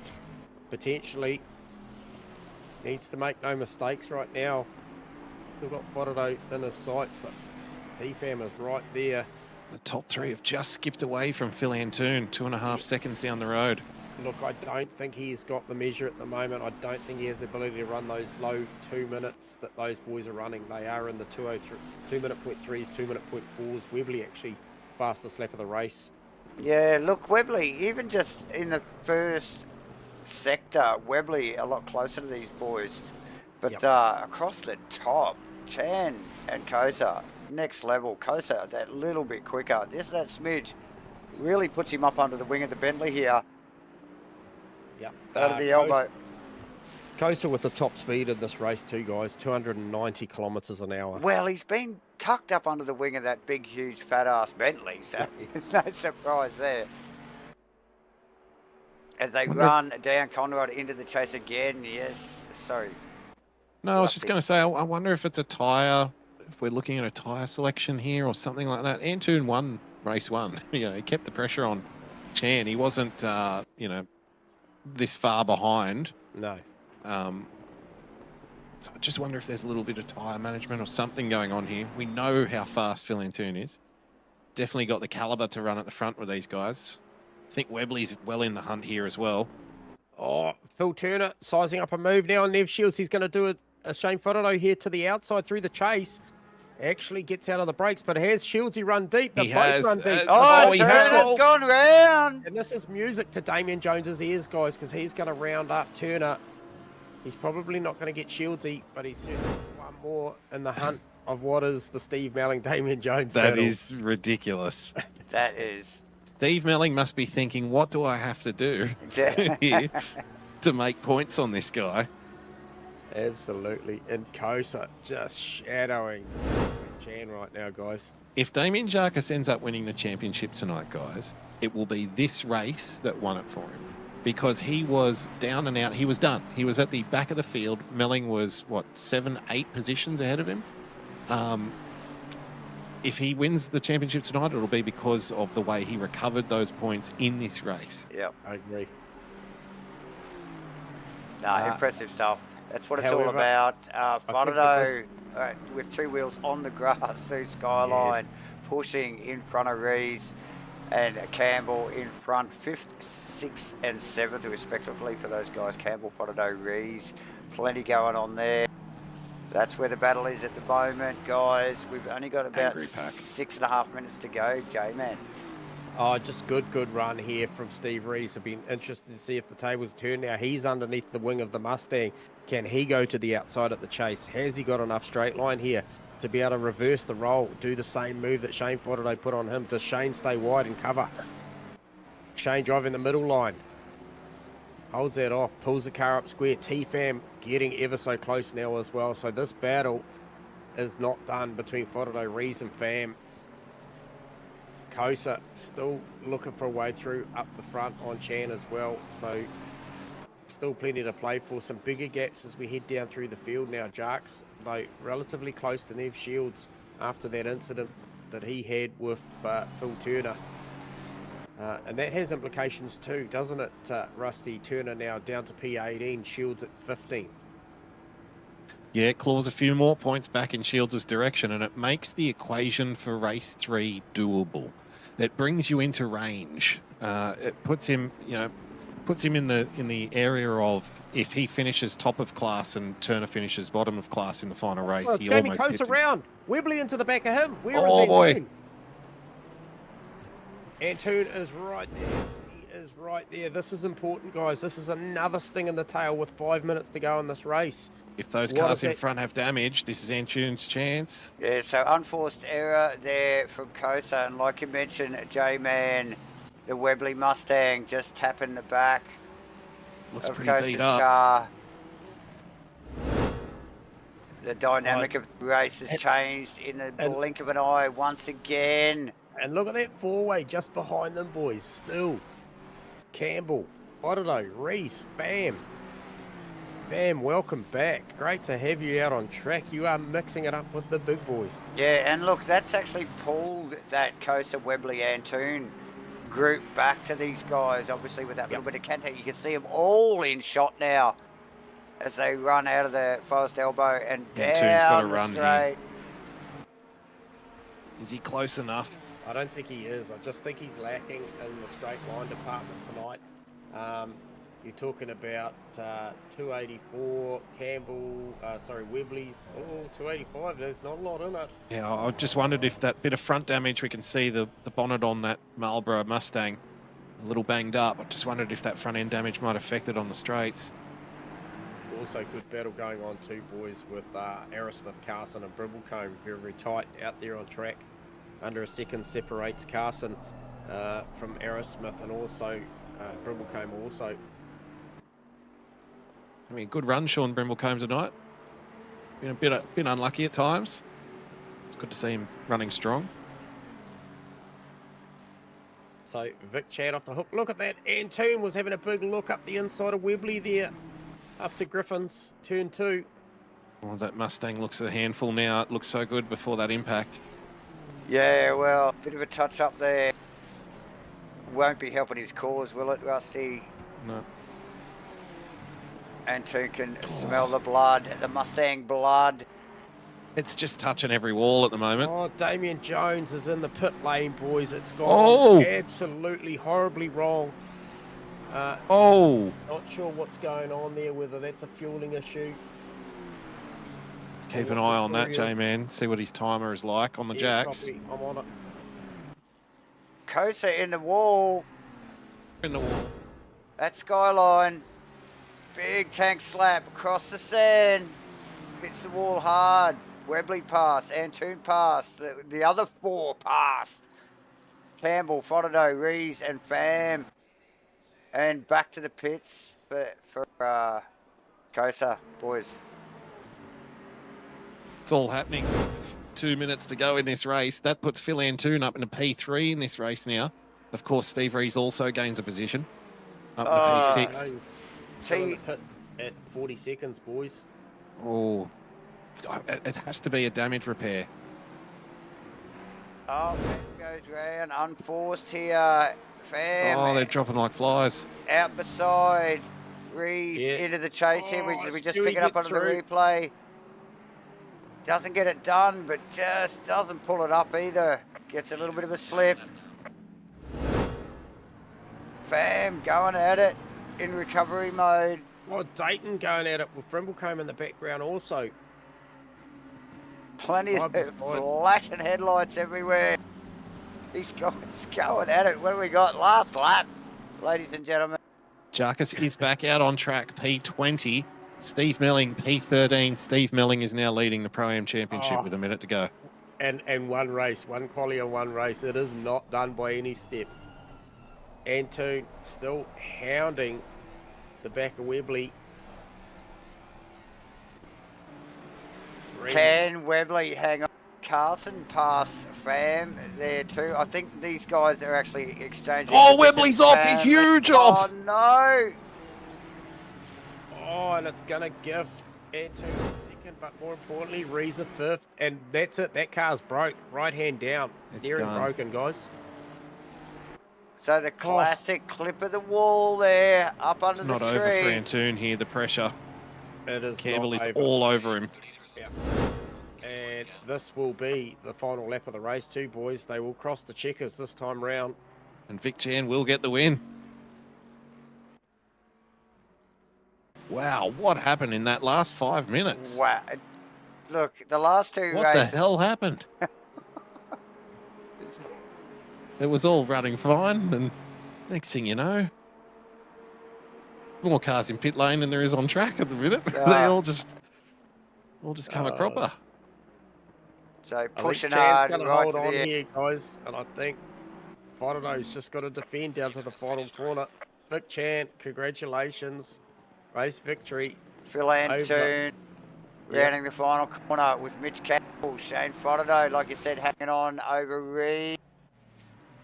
Smith in 6, running down to the final corner as well. Carso tucked right in behind him as is Dayton Brimblecombe. Look how close these guys are. Fam in recovery, Makrolov and Melling. Big drive for Steve Melling tonight. Kept it clean. Nev Shields rolling under the bridge, heading down to the final corner as well, rounding out 13th position. Phil Turner not too far behind. Tough night so far. A couple of unforced errors from Turner in the Red Bull Ferrari. Hunter not that far behind. Grimmer running into the chase. Yeah, good showing for Uncle Joe tonight, guys. And Carter in, major recovery mode. After, again, another unforced out of the chase there. Really got tangled up hard with a couple of cars. So, Carter winding this final lap down for race 2 here at Asrnz's 2024 GT3 Series 2. It's round 10. We're at Bathurst. And we do have one more race to go. 3 quickfire races tonight. A couple of 20-minute races. And then the main game. Rusty, you tell me that it's a night race. It is. Sorry, mate. Just running the abacus here. Feverishly. Okay, so yes, it's a night race, ladies and gentlemen. If you thought that was epic already. And will the weather hold, Davo? And will the weather hold? It's another good point. So, crazy stuff. Crazy stuff again in race 2. Vic Chan, Antoon, Campbell, Fidono, Rees, Smith, Carson, Dayton, Brimblecombe, and T-Fam rounding out the top 10. T-Fam should have been way up further than that. But, again, like I said, pretty hectic stuff out there. Definitely towards the end of the race, boys. I've got the numbers, guys. I've got the numbers. Asking for the points. Well, Ethan, Rusty's about to divulge those details. What do we got going on, Rusty? Well, should we do it now? Or should we wait till we come back until after the break, like real stuck-up POSs on TV? Should we? Yeah, we'll do the results right after the break. You know, like we do got to... Don't go anywhere. Don't go anywhere, ladies and gentlemen. Hit the like and subscribe button. We're not coming back. And grab yourself a bevy because we're coming back for race 3, qualifying 3 and race 3. Stand by.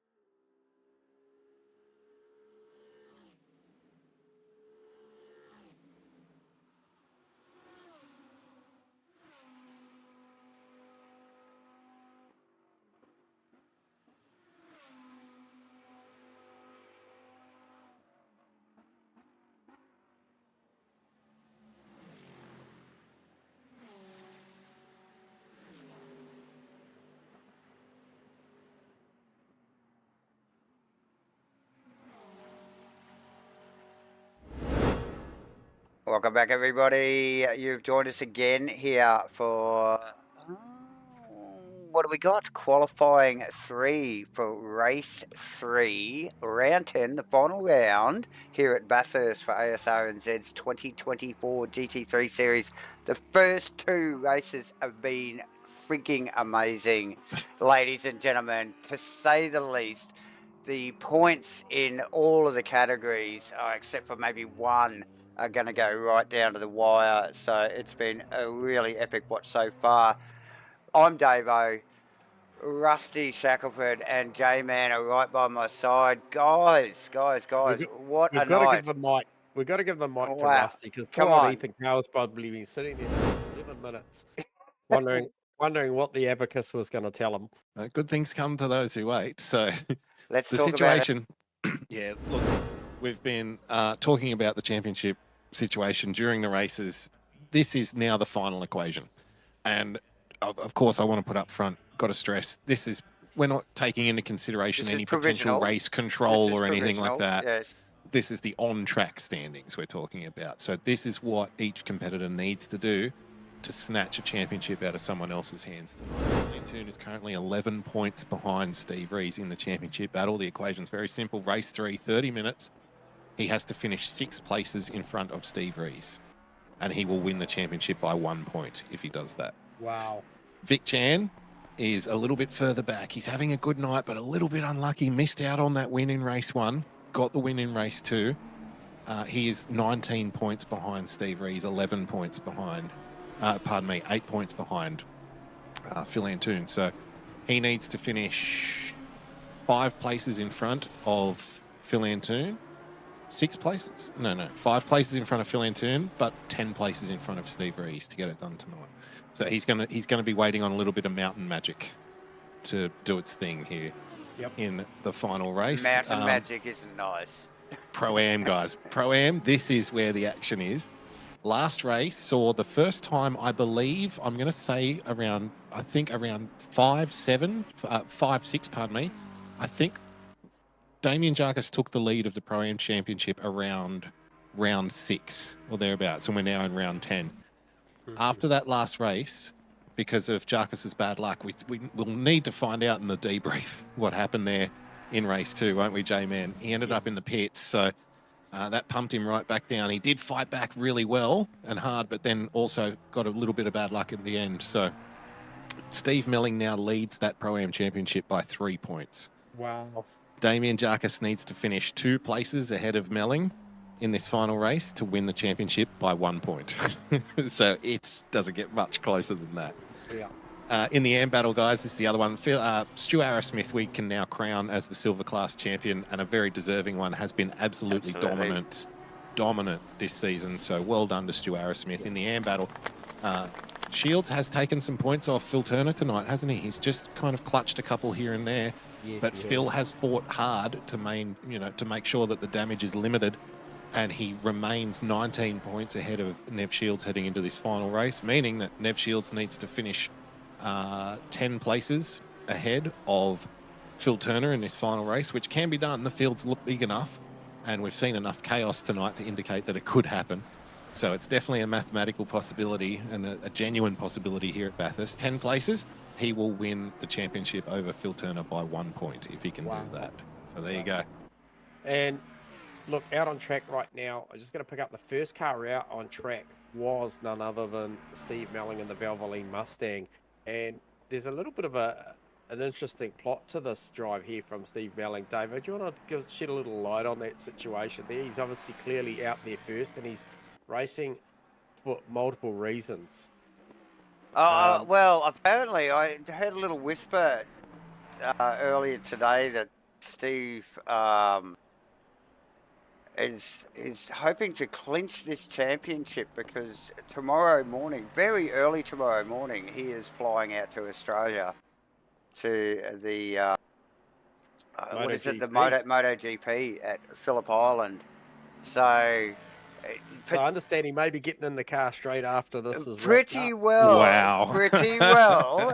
I think it is going to be just like wrap a championship up, totally wide from it, and just jump in the car straight away, head to I think Hamilton or very near, and then yeah, jump on a plane and head to Oz. So yeah, awesome stuff. So he's got a lot more on his mind than just a championship at the moment. I suspect Steve Melling.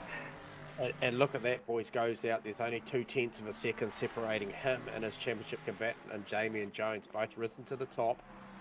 Already, Davidson, Shields have already posted a time, so has Hunter. I haven't seen a time in there from Turner yet, and I just saw Hunter just coming out of the cutting, and he has escaped back to pit, so that will be his qualifying session over on a 2:07.3.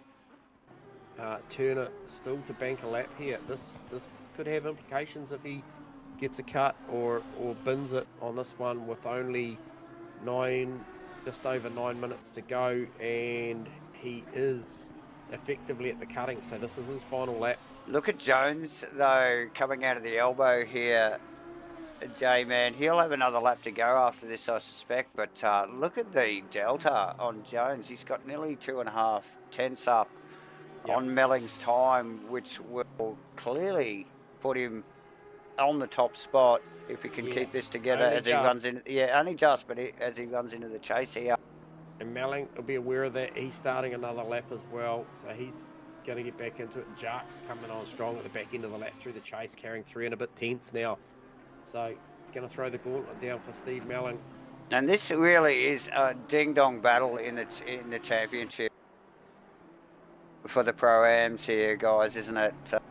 This is one we've been watching closely. These guys have been so close throughout the year. Jarkus was so unlucky at the end of that second race. Yeah. Because he already got felled, and he already fought his way back once, and then there just wasn't enough time on the clock, I don't think, to do it yet again.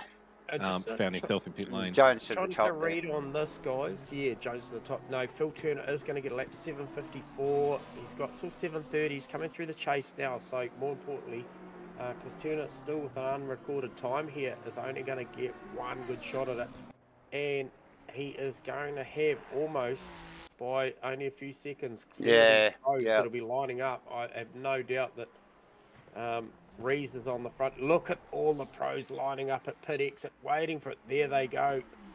And look at Melling's delta there too. It's toing and throwing. Shields up on his time as well. The pros. Yeah, Turner, critical for Turner to get a lap in here, isn't it? Because he's in a strong position in this championship, but you don't want to make it any easier. You don't want to tempt fate. So definitely want to get a time on the board here, and he's well up on his delta, half a second and climbing. Jones as well. Yeah, Damien. To improve here. Although he just bled a bit, so did Steve Melling though. Steve Melling not got a lot up his sleeve here as he comes through the chase. He's going to need a lot under brakes as he comes down, brakes it heavy into the chase. Gets a nice apex on their way out, it's carrying about 1/10 of a second. He needs all of it too, J-Man. Yeah, 1/10.5. He needs a good final Murray's corner here. Make the apex is about 1/4 of a car width away from the optimal thing. Keeps it together. Oh, that is very close. Jones, though, right behind him. Yeah, and he's looking healthy there. A little bit deep into Murray's, but carries the pace. Betters his time with a 2:02.1, J-Man. So nice work from the boys there. Shields here looking to split Jones and Melling on this lap. Oh, yeah, running under the bridge. Calculation. Oh, hang on. No, he's on a 4-2. Sorry, he's looking for a 3-2. Sorry. Phipps Davison. 3-3. Where is Now, Turner? where's Turner? Nice lap from Phil Davidson too, P4. Absolutely. So we don't have anything to work off from Turner data-wise. I think you're going to find he's going to be looking for about a 3-2 here. Oh, it is 2-3. Oh, 2-3. Close to Steve Melling. Wow. That's a big lap from Phil Turner. He'll be happy with that. And Rees just starting his first flight, guys. So that would pretty much mean that Rees, I'm not sure who's... Yeah, he's first on track, followed by Phil Antoon, Mitch Campbell. Okay. Same order as I think last time, actually. Rick Chan might have been thrown in there. as well. But yes, Rees, the big guns are out there for the second phase of qualifying here. The pros and the silver class.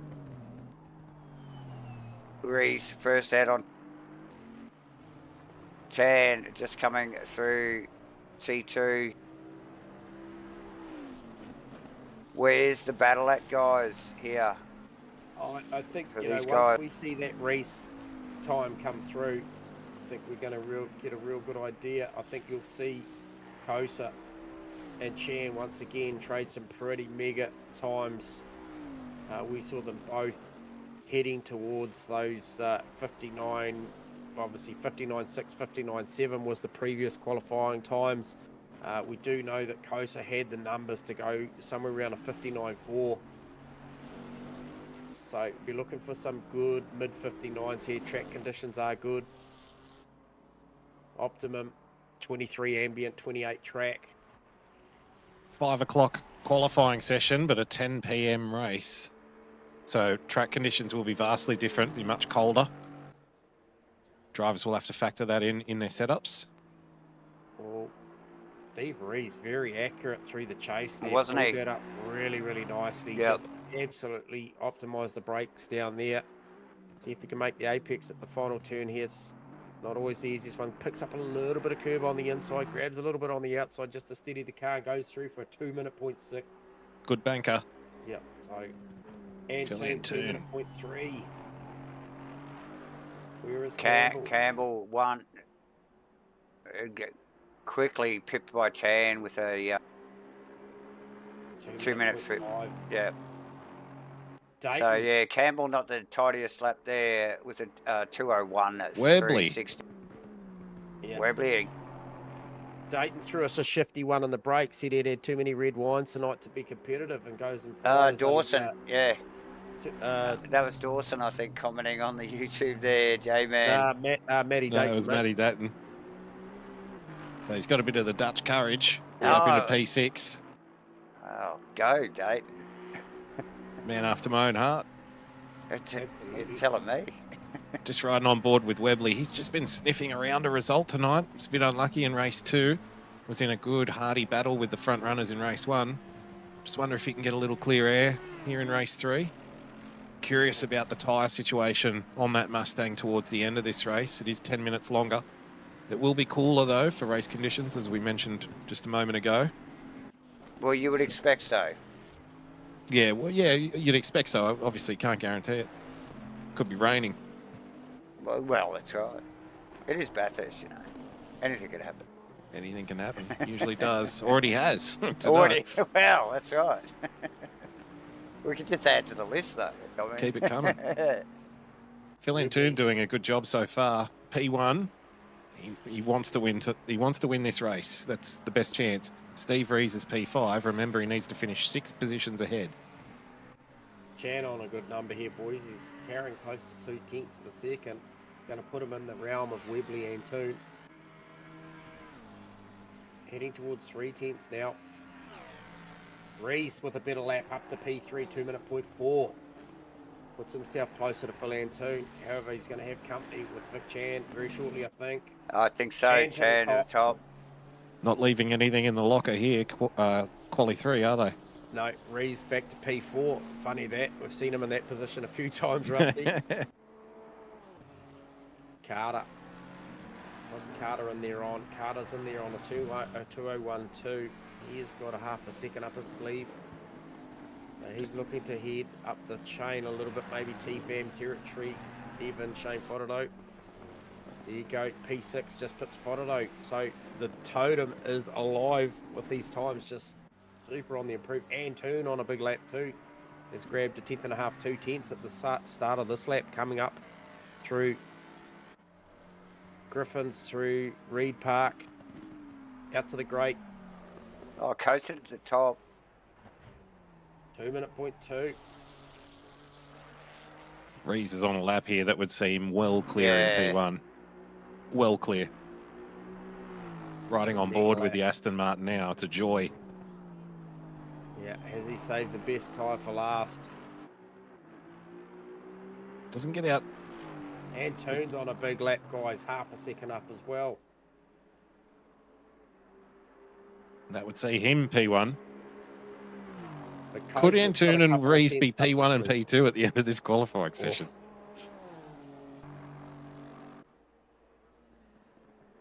And then the question is asked, like, has the Honda got what the Aston's got, or vice versa?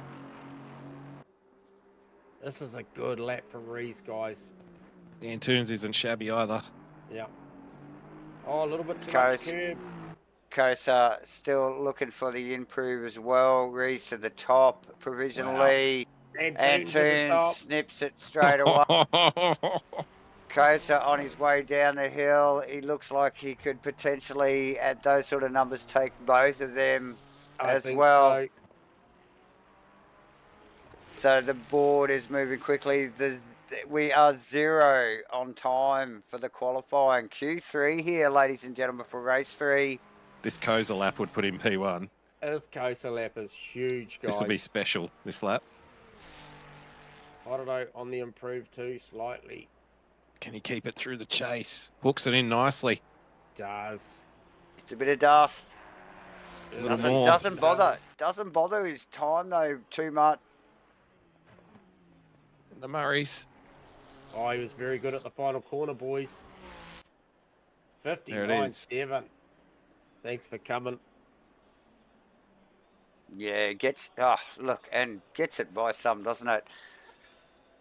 So little surprising qualifying result there. Vic Chan in P4.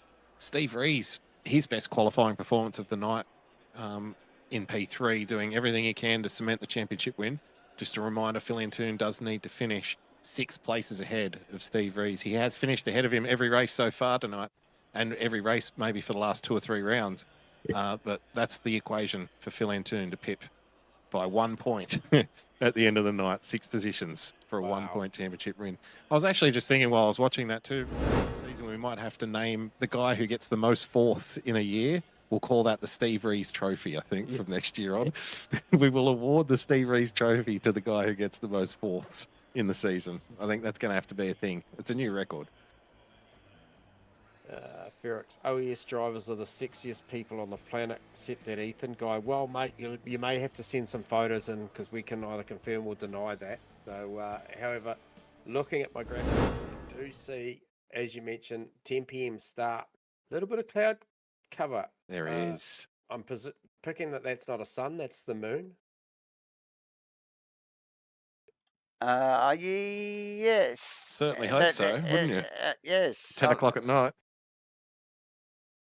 Could we get mid-race weather in this final one? This is going to be spicy, mate, with Webley and Chan tucked in behind. Well, Chan beside Rees, but Webley and Fotado behind.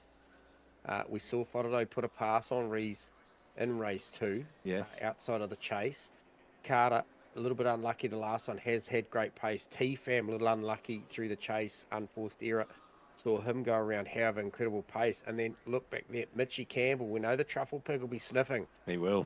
In race 3. So all cars very, very capable of getting up there and battling with Chan, Rees and co. So special mention of John Carter, best qualifying performance of the night.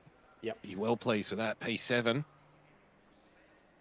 Stu Arrowsmith, P14. I mean, I don't know if he's cruising tonight or if he's genuinely finding it hard. We'll speak to him after the final race and hopefully all of our championship winners at the conclusion of this race, and also giving away some stuff, Davo. Yes, we've been giving away stuff all season, but tonight we're giving away more stuff, ladies and gentlemen. Let's have a look at what is this stuff. Let's have a look.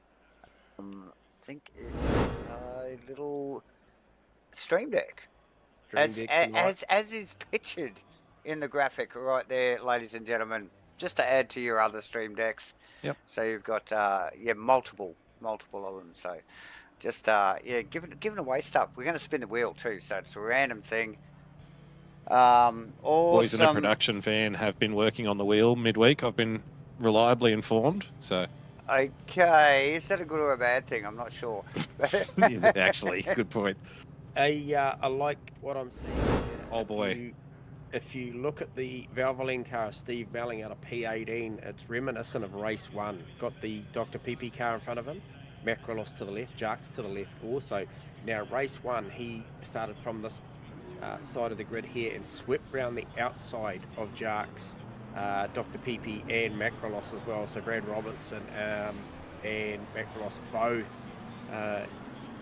victims of Steve at turn 1, race 1. So he likes that outside line in the Mustang, so it'll be interested to see whether he can make that happen again and maybe just try and cement that. What did you say, Rusty? Was it a 3-point swing, 3-point swing? 3 points, so 2 positions on track is what Damien Jarks needs to finish ahead of Steve Melling to clinch the championship by 1 point. Championship he has led for 5 consecutive rounds before that last race. Looking for some sparks from the cars and the drivers. It is very dark, actually. Yeah, we got a little tiny bit of cloud. Yeah, a little bit of cloud cover. It probably isn't helping, but yeah, look, we get a glimmer of the skyline every now and then. But we just wanted to make sure that the pressure was really on in that championship battle. Wow. Okay, we're going to turn the lights off as well. Yeah, so these guys will be working for their money here for this 30-minute race. The final race, isn't it? It bodes well for the guys that are looking for 10 points or 10 positions on track. So, indeed. Aerosmith starting from pit lane. He's just like, I don't want to even get into it, he says. I'm quite happy to start from back here. He might be polishing the trophy already. There's too many fingerprints. Wow, too true. He's already drinking champagne out of the cup, I think. Polishing off the champagne. Yeah. You do have to wait for the post-race podium, Stu, and the awards ceremony before you start getting on the piss, mate. So how about we just quickly find out? Stu, are you there? There he is. Yeah, hello. Have you already filled the cup already, mate? What's going on? I don't know. Just got reset the pits, but I was right behind who I was supposed to be behind, so I didn't honestly see the timer if it was there. But yeah, this is going to make it a bit of fun. So no fake taxi celebrations going on down there in pit lane. You're just something a little bit untoward and just getting ready to do it from the back. Yeah. Well, nice work. Completely wrong. Sorry. Yeah, I see what you did there. All right, we'll leave you to it, mate. Go well in this last one, and congratulations on the championship. I'm sure we'll talk soon. Yeah, awesome. Thanks, guys. Enjoy. Cheers, mate. There he is, your current silver class champion, Stu Arrowsmith. I can't actually think of a more dominant season that someone's had in any class, honestly. I'm sure there have been some blowouts from time to time, but just in recent memory, I can't remember someone being, comprehensively winning a championship. Yeah, I think you're right, Rusty. To be honest, I'm struggling to remember what happened last week, so... It'll all be over soon, don't worry. 30 minutes left of the season. This is it now. No point in hanging on to anything here. Whatever you've got, lay it all out there, all on the table. Leave nothing in the tank. Final race for ASRNZ Season 2, Davo. Yes, final race for ASRNZ's 2024 GT3 Series 2 here. You are right, Rusty. And for a moment there, I thought Stu Arrowsmith was still in the room. We are at Bathurst, and it is round 10. It is the finale. And it's actually race 3, round 10, which means it's the last race of the night. 30 minutes here, guys. And guess what? They turn the lights out. So we have a night race. 30 minutes of night racing. Kosa on the top. Antoon, Rees, Chan, Webley, Fodado, Carter, Pham, Campbell, and Carson rounding out the top 10. We're about to go green. We've seen some very even and very clean starts for at least half a lap anyway, guys, for the last 2 races. And again, we are green. Last race of the season, guys. Good, clean T1 again. Beautiful. Well done from everyone. Yeah. Melling with the run from that P18 outside line, looking to round up Damien Jones up Mountain Straight 2, boys. So he made bank on that outside line again. That's all he needs to do is keep that Lamborghini behind. So we got Antoon getting away nicely here early. Oh, Chan past Kosa. And outside move before the cutting. Oh, we just had Webley tag the back of there. Fotterdo. Rees loose out of the cutting. What's the temperature out there, guys? So we are looking at 17 ambient, 17 track, so proper cold out there. Yep. Yeah, it's going to take a little bit longer to get the heat in those tyres than they're used to. Yeah. In car with Rees at the moment and very slippery in the Aston. You can see the skyline of Bathurst in the distance there as they run down the hill here. The descent tucked in behind Kosa here. Off the wall from Rees's car coming down through the dipper. Pushing it all the way as we Car would 42, expect. J-Man. That's Uncle Joe. Having a little trouble getting it going. Really? Okay. T-Fam in the pits too, mate, also.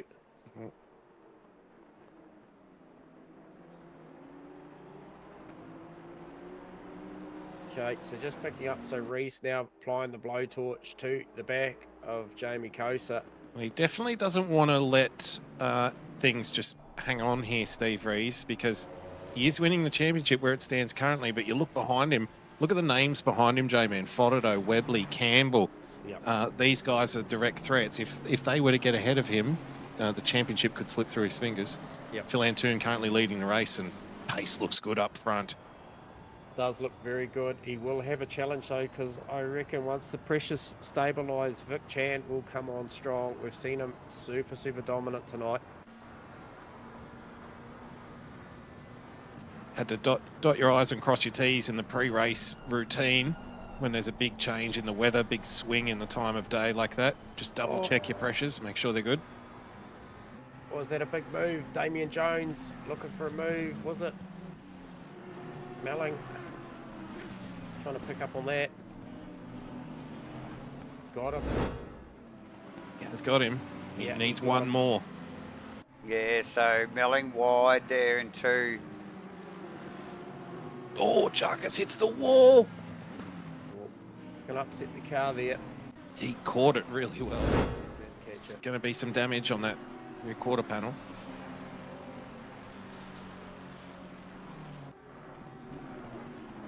John Carter looking strong here in the dark. The nighttime run for this final 30-minute race, guys. Good qualifying from JC, and he's looking good out there on track as well.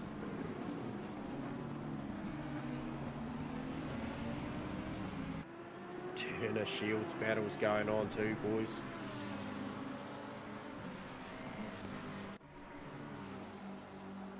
Looks like we've lost Sean Brimblecombe, I think. Yeah, I think that was Brimblecombe that dropped there. Aris up a few positions already after starting out of the pit lane. Actually, he's just tucked in behind Turner. Yeah, he's having a crack at it. Turner not giving it up either. No, definitely not. It is for position. Good racing. And Turner will be aware that Shields' a couple of spots up the road, and that's he needs the position, doesn't he? Oh, the ranging closing speed of Sean Hunter then on the back of Stu I saw that, in the BMW. Guys, Chan is starting to really get on the back of Phil Antoon here. He's right on him. So head into turn 2 on their way to the cutting.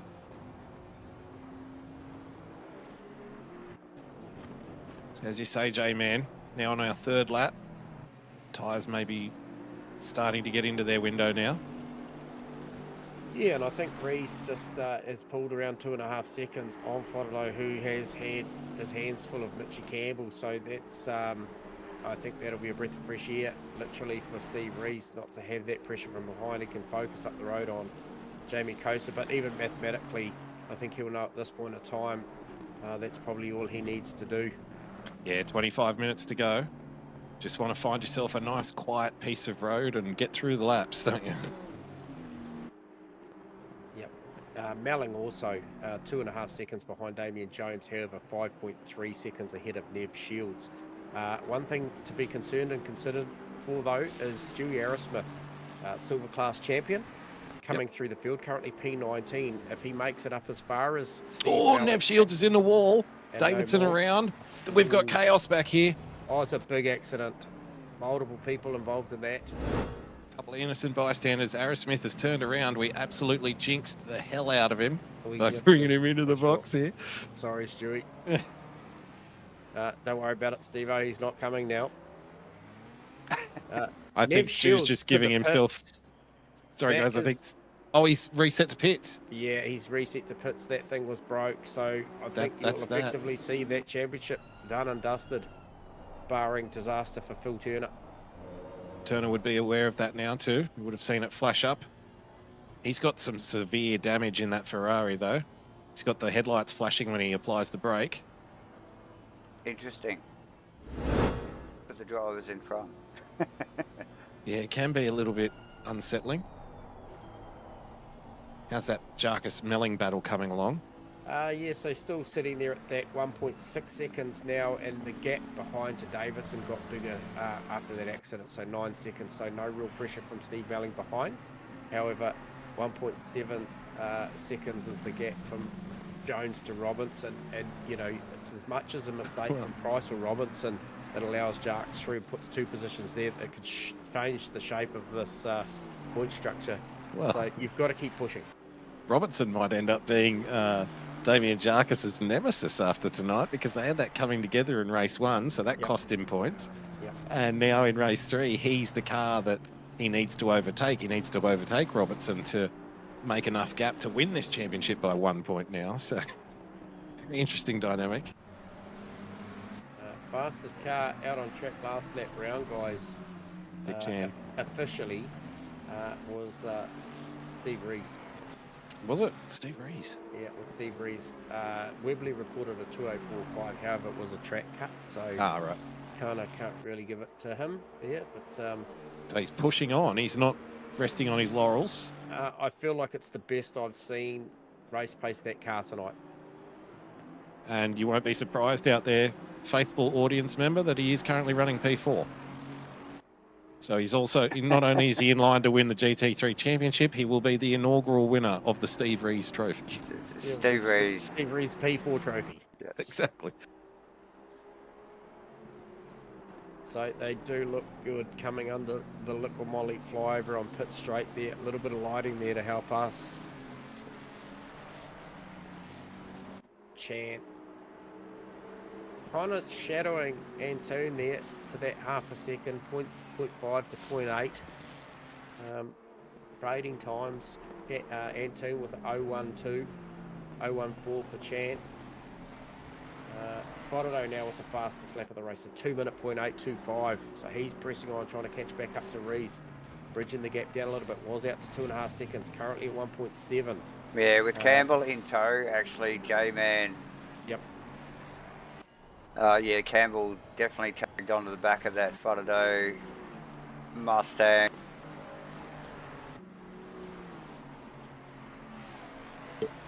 Steve Melling provisionally on track, currently leading the Pro-Am Championship by 1 point. He has dropped off the pace. This would be a little bit concerning. Has dropped off the pace somewhat from the back of Damien Jarkus. Now finds himself 2.4 seconds behind, and critically that would mean that if Jarkus was in a position to make another position, then Steve Melling wouldn't be close enough to try and follow him through, maintain that gap. Oh, we've got someone in the wall here. It looks like a BMW. That's Riley Price. It's come a cropper. At the dipper, is it? Yep. Oh, Phil Turner. Phil Turner in the pit lane. Repairing probably the damage, maybe. Phil Turner in the pit lane. Where is Nev Shields? Nev Shields is still in the pits. Yep. It shows you that Nev Shields should have come back out. Well, he did have to reset to pits, didn't he? So he was probably a lap down, at least. Stu Arrowsmith to the pit lane. Got one headlight out. He's coming in to pick up a 6-pack to put on the passenger seat. Oh, yeah. He's going to grab that trophy again, have a drink. Do a lap with the trophy hanging out the window. 6-pack of champagne. Just fill up my drinks bottle, guys. Miami wine coolers, all around. Yeah.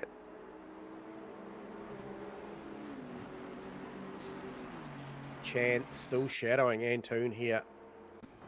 Very much. Just going to stay like this. I feel like Chan just really just keeping the pressure on. 0.2 now as they come up through turn 2 Griffin's Bend, head up to the cutting. Super, super close. As is Kosa and Rees. Whātaro about 1.3 off the back of that. Now, he is starting to bridge that gap down, though. I did mention it was out to 2.5 seconds. He is trending in the right direction with Campbell in tow. Carson Dayton, they've picked up that battle that they were having not so long ago in race 2, because that is a hot, hot battle. Guys, the way the standings currently are in the Pro Championship, if the race were to end right now, Steve Rees would win the championship by 3 lonely points. Wow.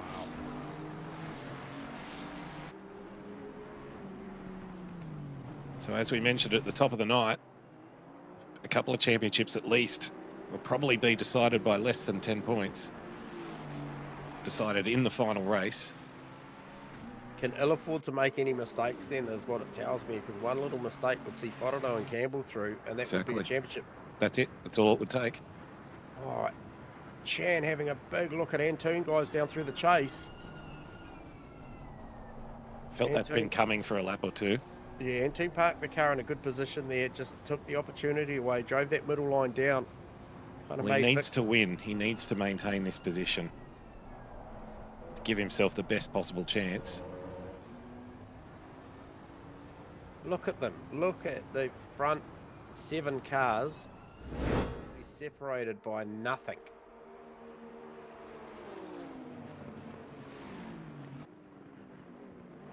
You mentioned Brad Robertson back in the pits. Stu Aerosmith just come out of the pits by the look of it. As has Nev Shields, so that was a big repair bill. That's why he was in there that long. How long was that stop? 6 minutes? It was 5 minutes to be fair. And that's a lot of damage. Minute 58. But no one's beating T-Fam in the pits tonight. He's currently at an ongoing 11.5 minutes. Well, that's a good one. I reckon they're already celebrating down there. Steve Rees just doing what he has to, but as you mentioned, that pressure is going to come as he's just gone a little bit wide there. On the entry to McPhillum, he caught a little bit of the right-hand wall over Skyline.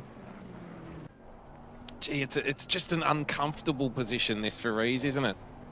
Yeah, well, you know, right behind him, and Campbell. Campbell's just posted the fastest lap of the race at a 2-minute .687. Last lap round, even for Campbell, was a 2-minute .8. So his car is coming on strong. Well, he can't afford. This is the thing. He can't afford to ease off too much because they're right there, and those 2 positions would mean the championship. And he can't really afford to attack too hard either, because if it goes wrong, the guys behind will overtake. So it's a very difficult position, this. Just got to manage through it. Sure he will. Doing everything he can. Whātaro 0.4 of a second now. We saw him put on a beautiful pass through the chase of the race before. If he can get himself back into that position to get underneath of the wing of that Aston Martin, can he do it again?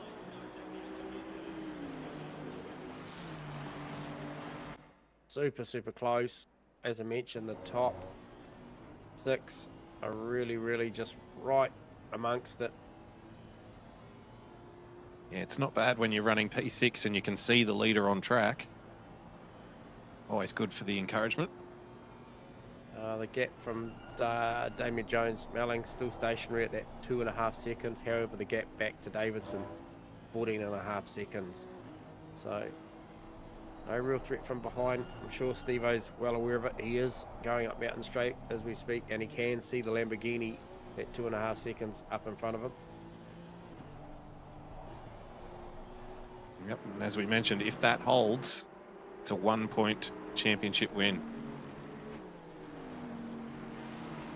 Now, remembering back just one race ago, guys, we saw Kosa very, very quick and ended up putting it in the wall at Skyline.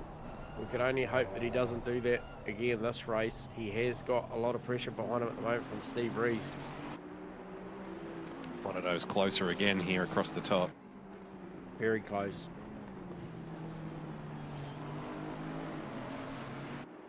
However, the drive from the Aston and the Ferrari of Jamie Kosa, so the Aston Martin of Steve Rees and Jamie Kosa, as you mentioned the race before, coming over down the dipper and heading down out of Forest Elbow, they're so good through that part of the race. Rees has a little run here.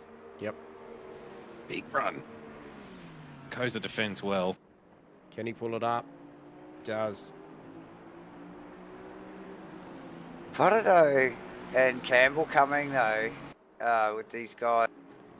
Look, I don't know whether their speed's been compromised. They're racing so cleanly together, but Faraday definitely making some gains on Rees. Look at how close that field is there. It's too close for comfort if you're in the Steve Rees camp at the moment. Those two positions behind him, if he were to fall behind them, that's the championship right there. So, but like we can see the leader, we can see Antoon, Chan, Kosa, Rees, Faraday, and Campbell, like all together here. But like, there's nothing Rees can do about it. He's in this position, and he's just got to race what's in front of him, and he's just got to try and hope for the best. That look, because if Kosa tagged the wall or something, he's so close to him, he's basically gonna get caught up in that. Still half the race to play Who out. was that just rubbed the wall? That was Shane. Gave a little bit of a wall rub out of the cutting then. Seen that a lot tonight, haven't we? Yep, a little bit there, a little bit at the grate. Oh, that was Mitchy Campbell. Pretty hard into the wall at the grate there.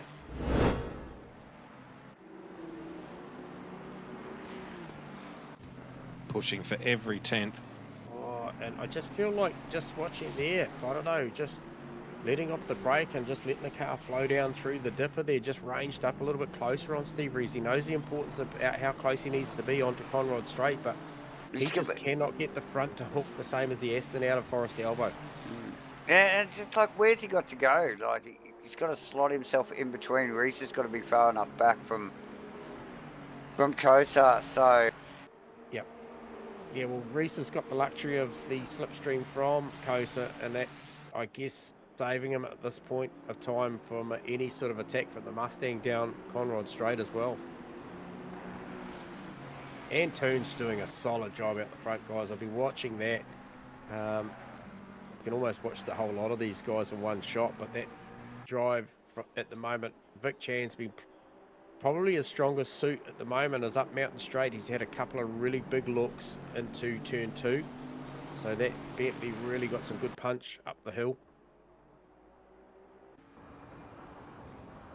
Carson Dayton's still going on. This is just an absolute epic battle.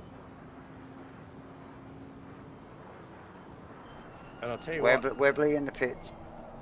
Oh, what is going on? Brandon Webley in the pits.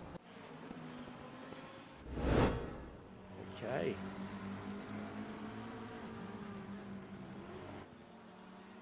Sure what's going on there, guys. I just picked up on, I think it was Sam Carson's car. I don't know if he's got an alternator problem, but it appears to me like he's got no lights on. Is he? Yeah, Carson. Yeah, he's going stealth mode. He's not there. He's going stealth mode. Maybe he hasn't mapped a button to turn the lights on. That can happen. Oh, as he goes wide, he's really having fun. Yeah, surprised. He probably needs to be that close to Dayton just so he knows where he's going. Yeah. It is really dark out there with no lights. Have you had a look at his onboard? It's pretty wild. It is pretty crazy, mate. I have. Like he's got nothing going on there. Excuse me. It's Gets dark down the back straight here. Full stealth mode. I just don't know how he's doing it. What the hell? Chan, super close to Antoon down through the chase. Another big look. Is this the lap? No, just backs out of it once again. Mitch Campbell with the fastest lap of the race last lap out, by the way, guys. Nice. Really moving. Someone's off up ahead. Who is that? Is that a blue flag? Yeah, I think it was a blue it's a flag. car coming into pit lane. It's Nev Shields damaged. Okay. Gee, only just got it fixed. Yep. Look at that train of cars there, guys. First at 6th. It is very different running at night at Bathurst compared to running during the day, so I wonder if a couple of people might be little bit less experience with the nighttime running can make a difference. Once again, super solid drive here from JC John Carter. He is P7 and he can see this battle pack up in front of him. Up Mountain Straight, he can see them. Oh, yeah, you can see him just in the foreground there as we pick up on Carter's car, running up the hill, and he's got clean air and circulating, looking very, very smooth on his way up the hill there. Webley forgot to reset his tyres at the start of the night, so potentially out of rubber. Oh, dear. That's a shame. He's had the pace tonight. Probably deserved a couple of podiums. Yep. Oh, these cars coming down.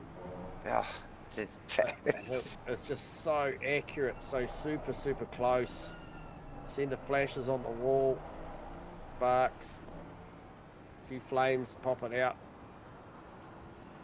Bouncing shadows off the walls.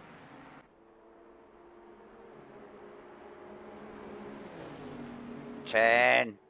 Another big look. He's super close. Bump drives him into the chase.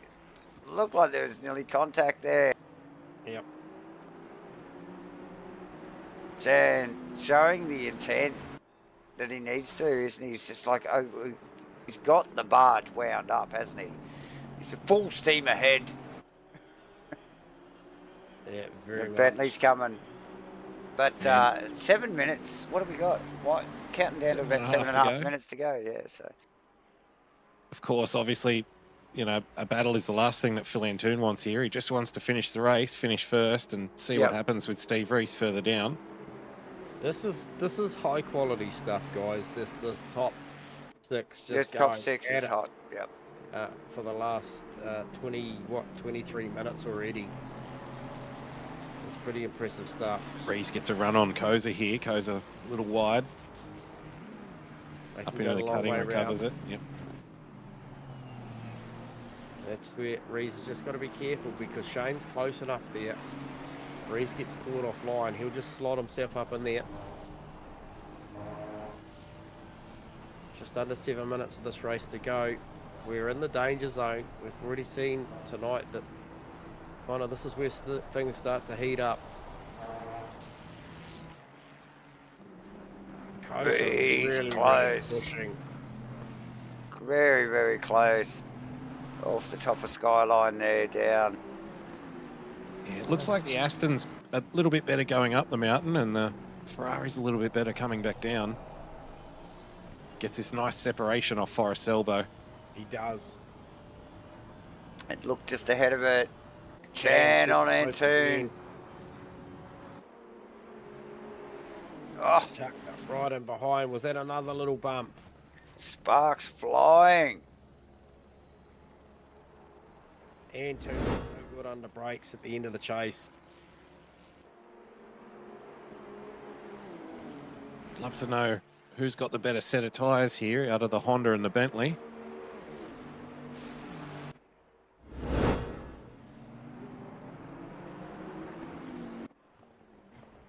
Data just going a little bit nuts.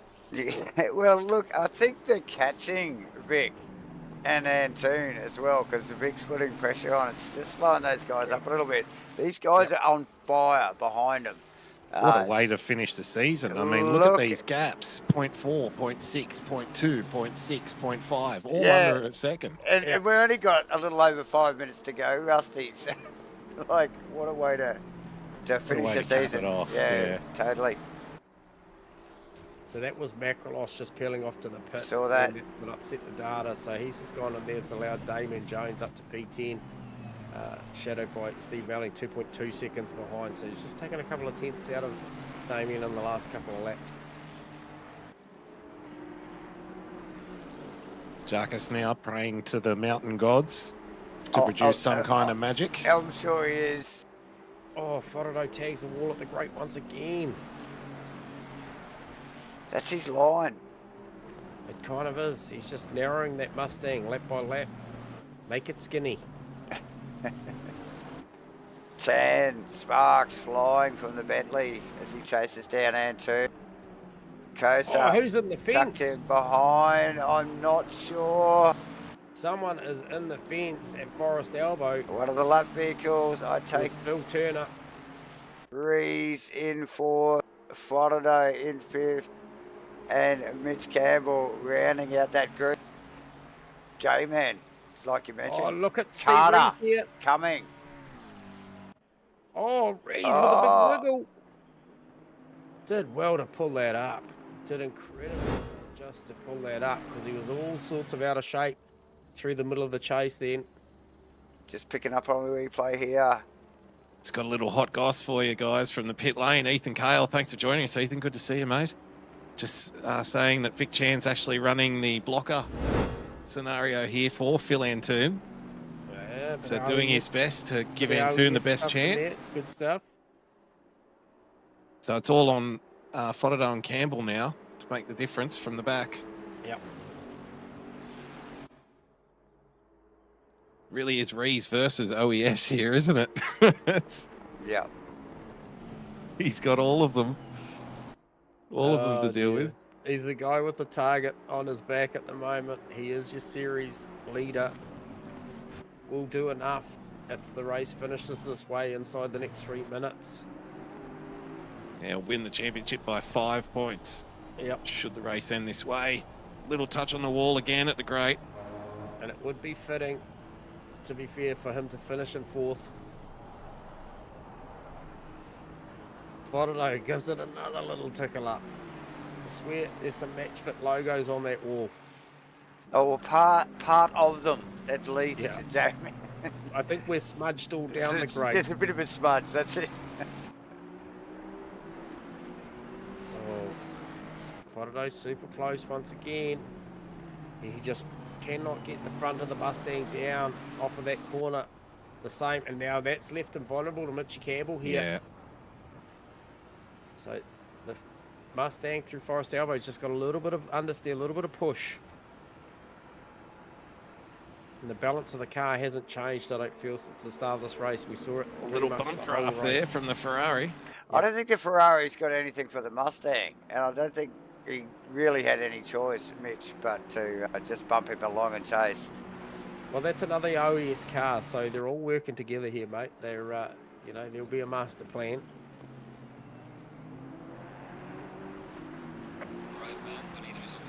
Steve, yeah, final lap. Steve Melling 1.5 seconds up the road to Jarks now, so that's tightening up at the back end. The gaps between the top 6 are where it's at, though.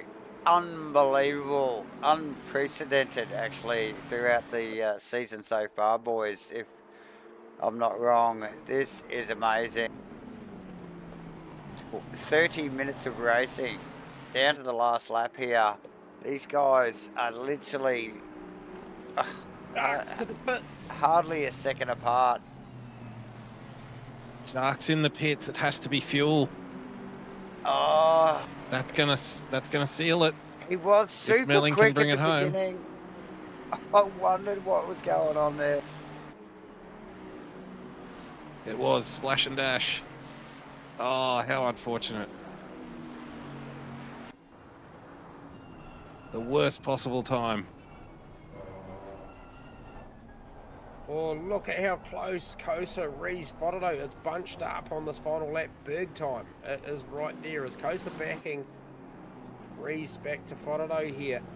Connor's got that look about. Look at Fodderdo again. One straight and a few turns to go for the championship. 10. There's a blue flag up ahead. It's the Sean Hunter car. Oh, and it's damaged. Oh, no! This car's gone everywhere. It is a shit show down at the chase. Oh, my God. How does this shake up? Where is Antoon? It's just ahead of Rees. Rees is coming out behind him. It's what happened there? It's Campbell and Chan. Campbell and Chan over Antoon, over Rees, and John Carter will come in there in P5. So Fodado, Kosa were the losers in that one. Oh, that was just not fitting of the race. We saw Sean Hunter getting involved in that. Probably was completely unaware of what was about to come up on him.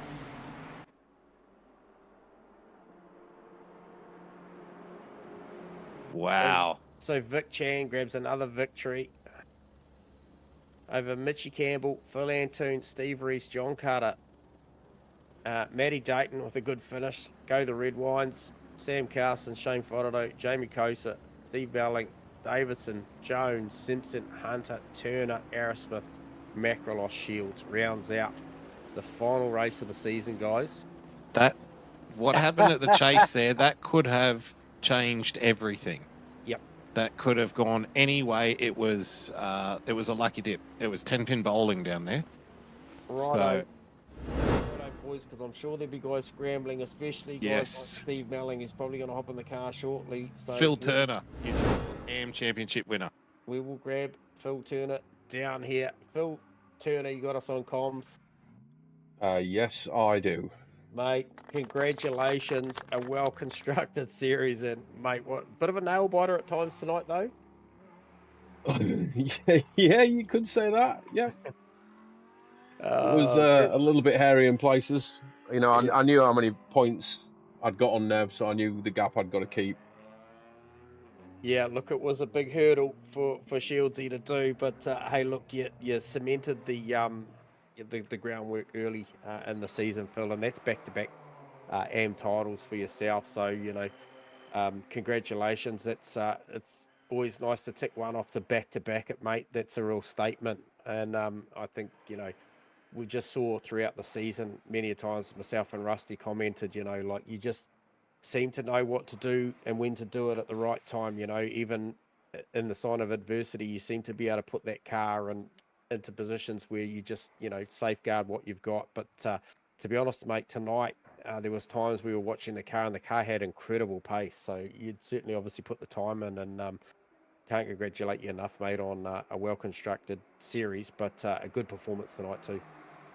Yeah, thanks. It's been a battle all season. I want to thank Nev for really making a battle of it, and that second race we had a real good duel, and yeah, it's right down to the end. But I didn't think I was going to be in this position at the end of the season, to be honest. So it's I'm fortunate to be here.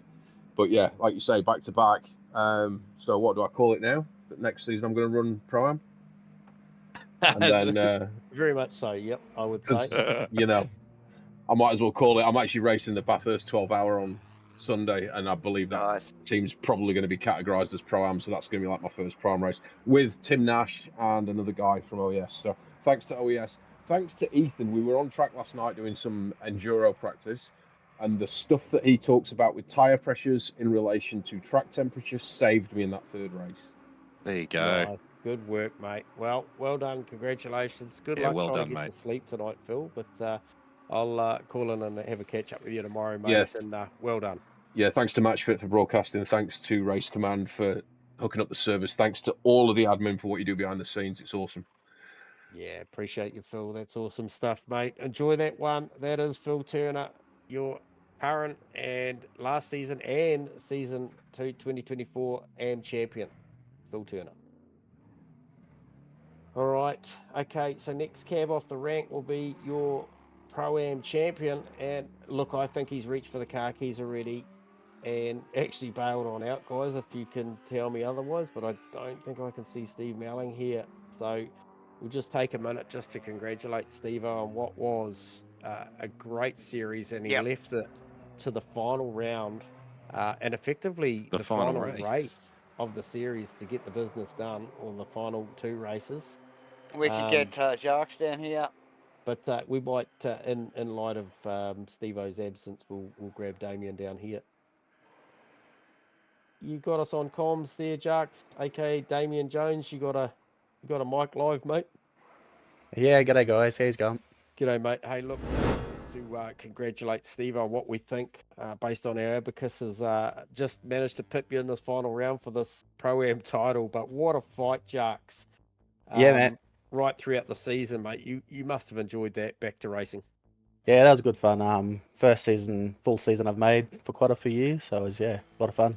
Long time, mate. And look, I'm not going to dwell too much on what could have or should have been there. You know, there was it's Bathurst, mate. The place bites, and a couple of fueling issues maybe in there as well, Jarks, tonight. But look, talk to us about the series. I think Rusty had alluded that you'd led the series since I think round 5 or 6, and must have come into this one tonight feeling pretty confident.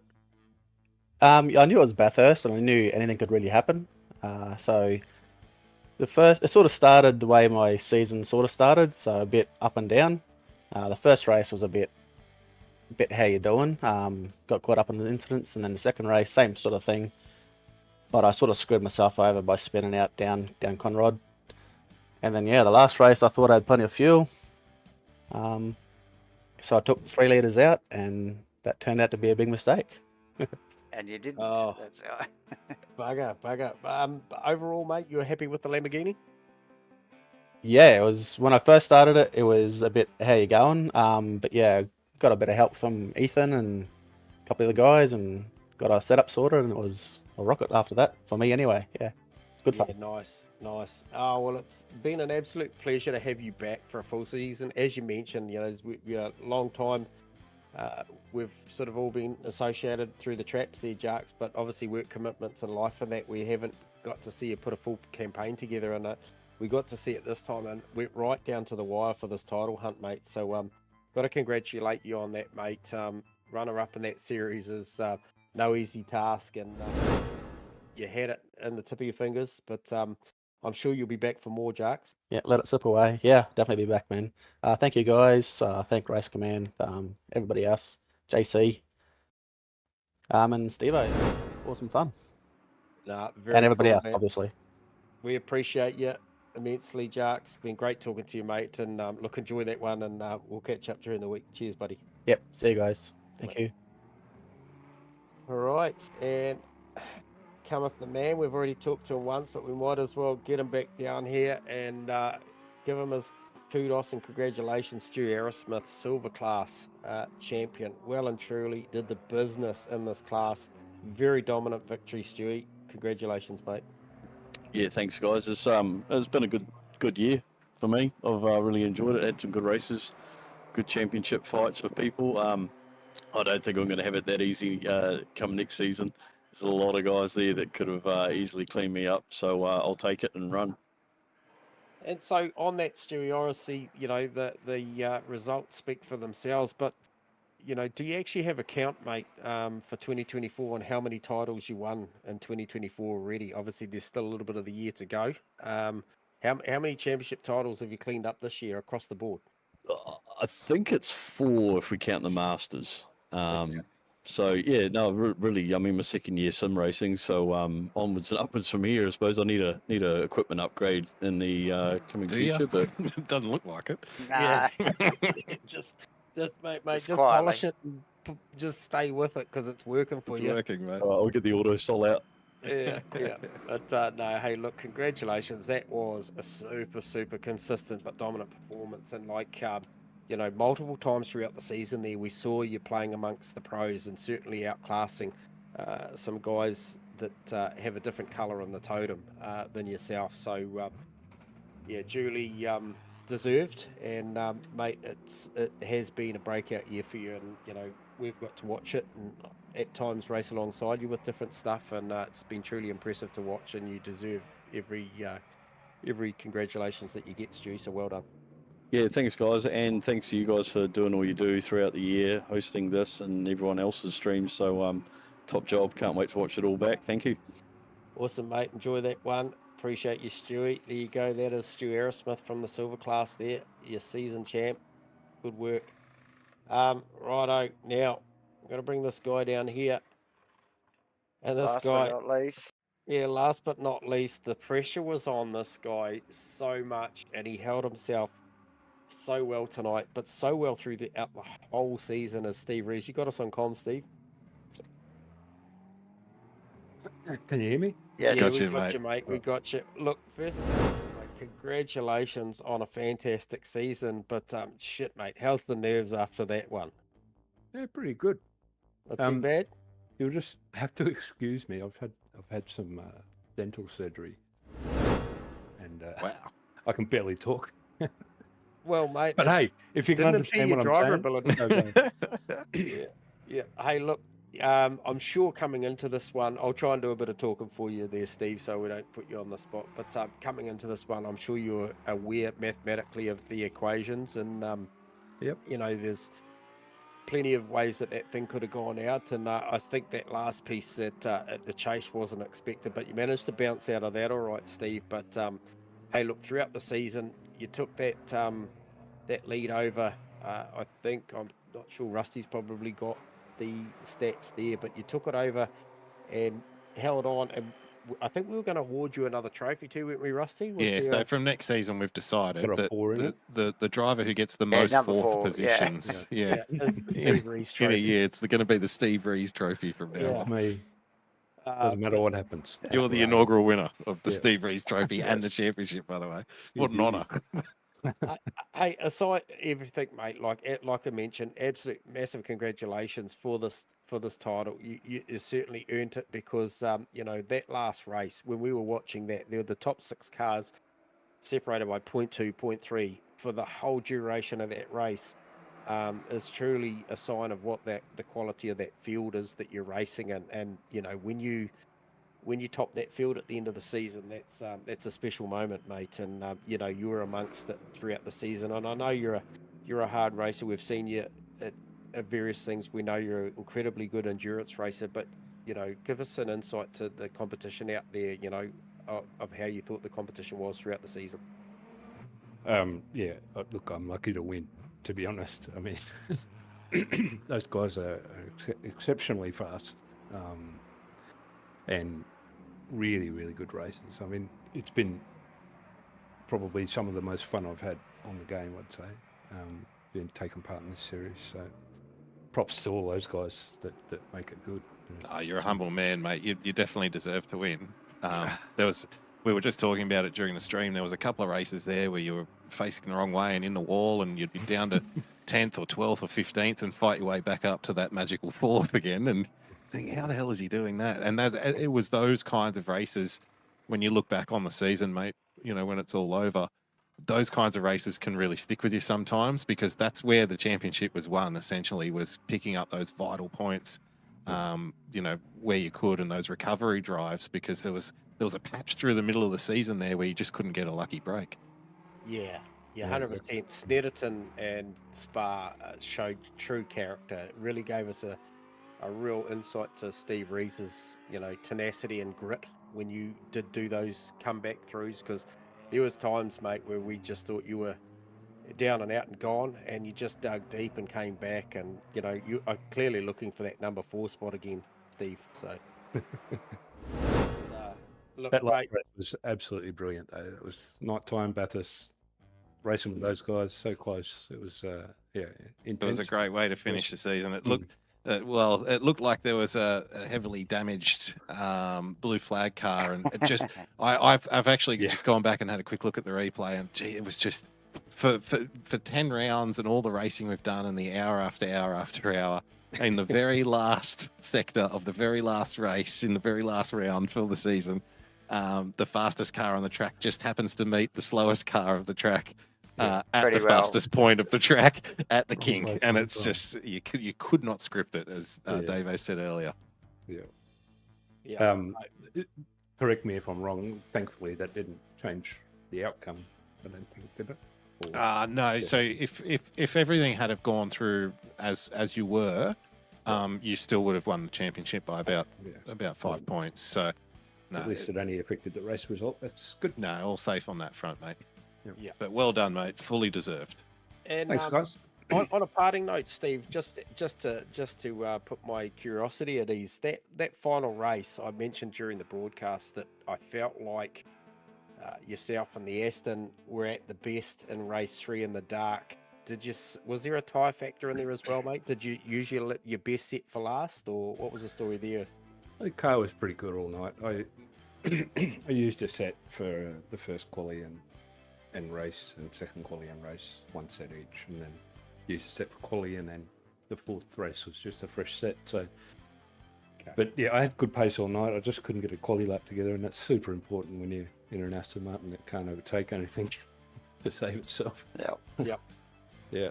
But yeah, the car looked super speedy, super accurate. I was very impressed the way that you braked the car at the chase and made the apex pretty much lap after lap. I thought the car was super strong down there, and then proved to be the measure.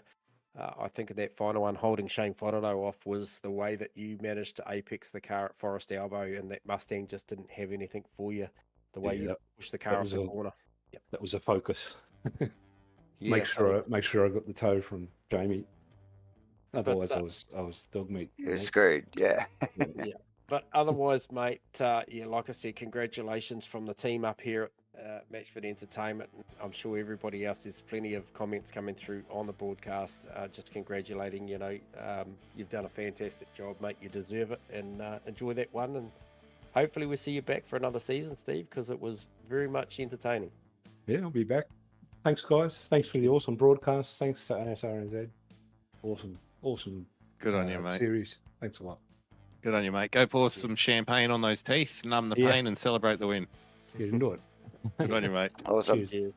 Thanks, so that is Steve Rees winding up the pro title here for Series 2 2024 here at Asrnz. Boys, what a ripper season, and couldn't think of a better finale. I think the way that all played out was fantastic. Just how close they were right throughout the night.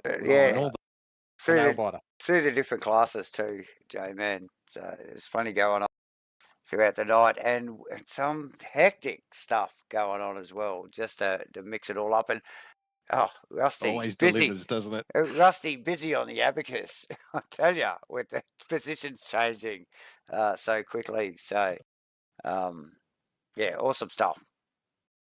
And to you fine gentlemen, thank you very much. It's been an absolute pleasure sitting beside you both for these broadcasts. Super entertaining as always. We've always had a blast. As you guys both agree, it's been another exceptional season, and looking forward to more before the end of the year. Definitely looking forward to more before the end of the year, J-Man. So stay tuned, everyone, and definitely jump on ASRNZ's Discord. Links are in the description, the stream description there.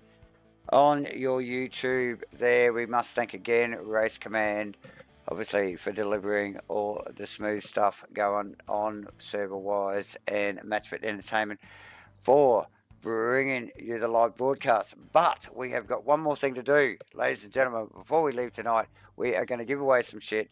It's going to be a random draw for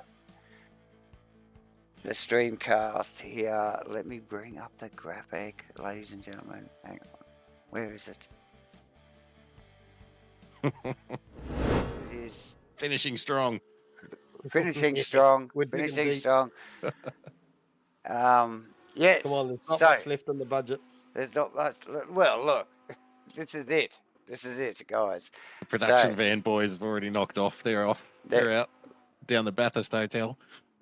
Spinning the wheel for the final prize for the 2024 GT3 Series 2 at Asrnz.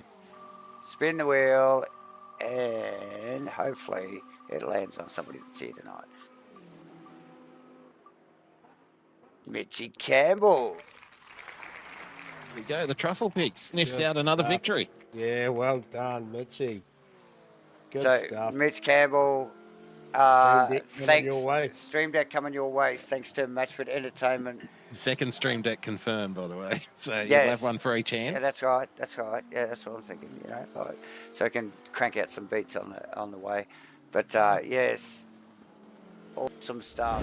Thanks for obviously competing in the championship, Mitch, and I hope you like the new Stream Deck, guys. Just to add to the other one.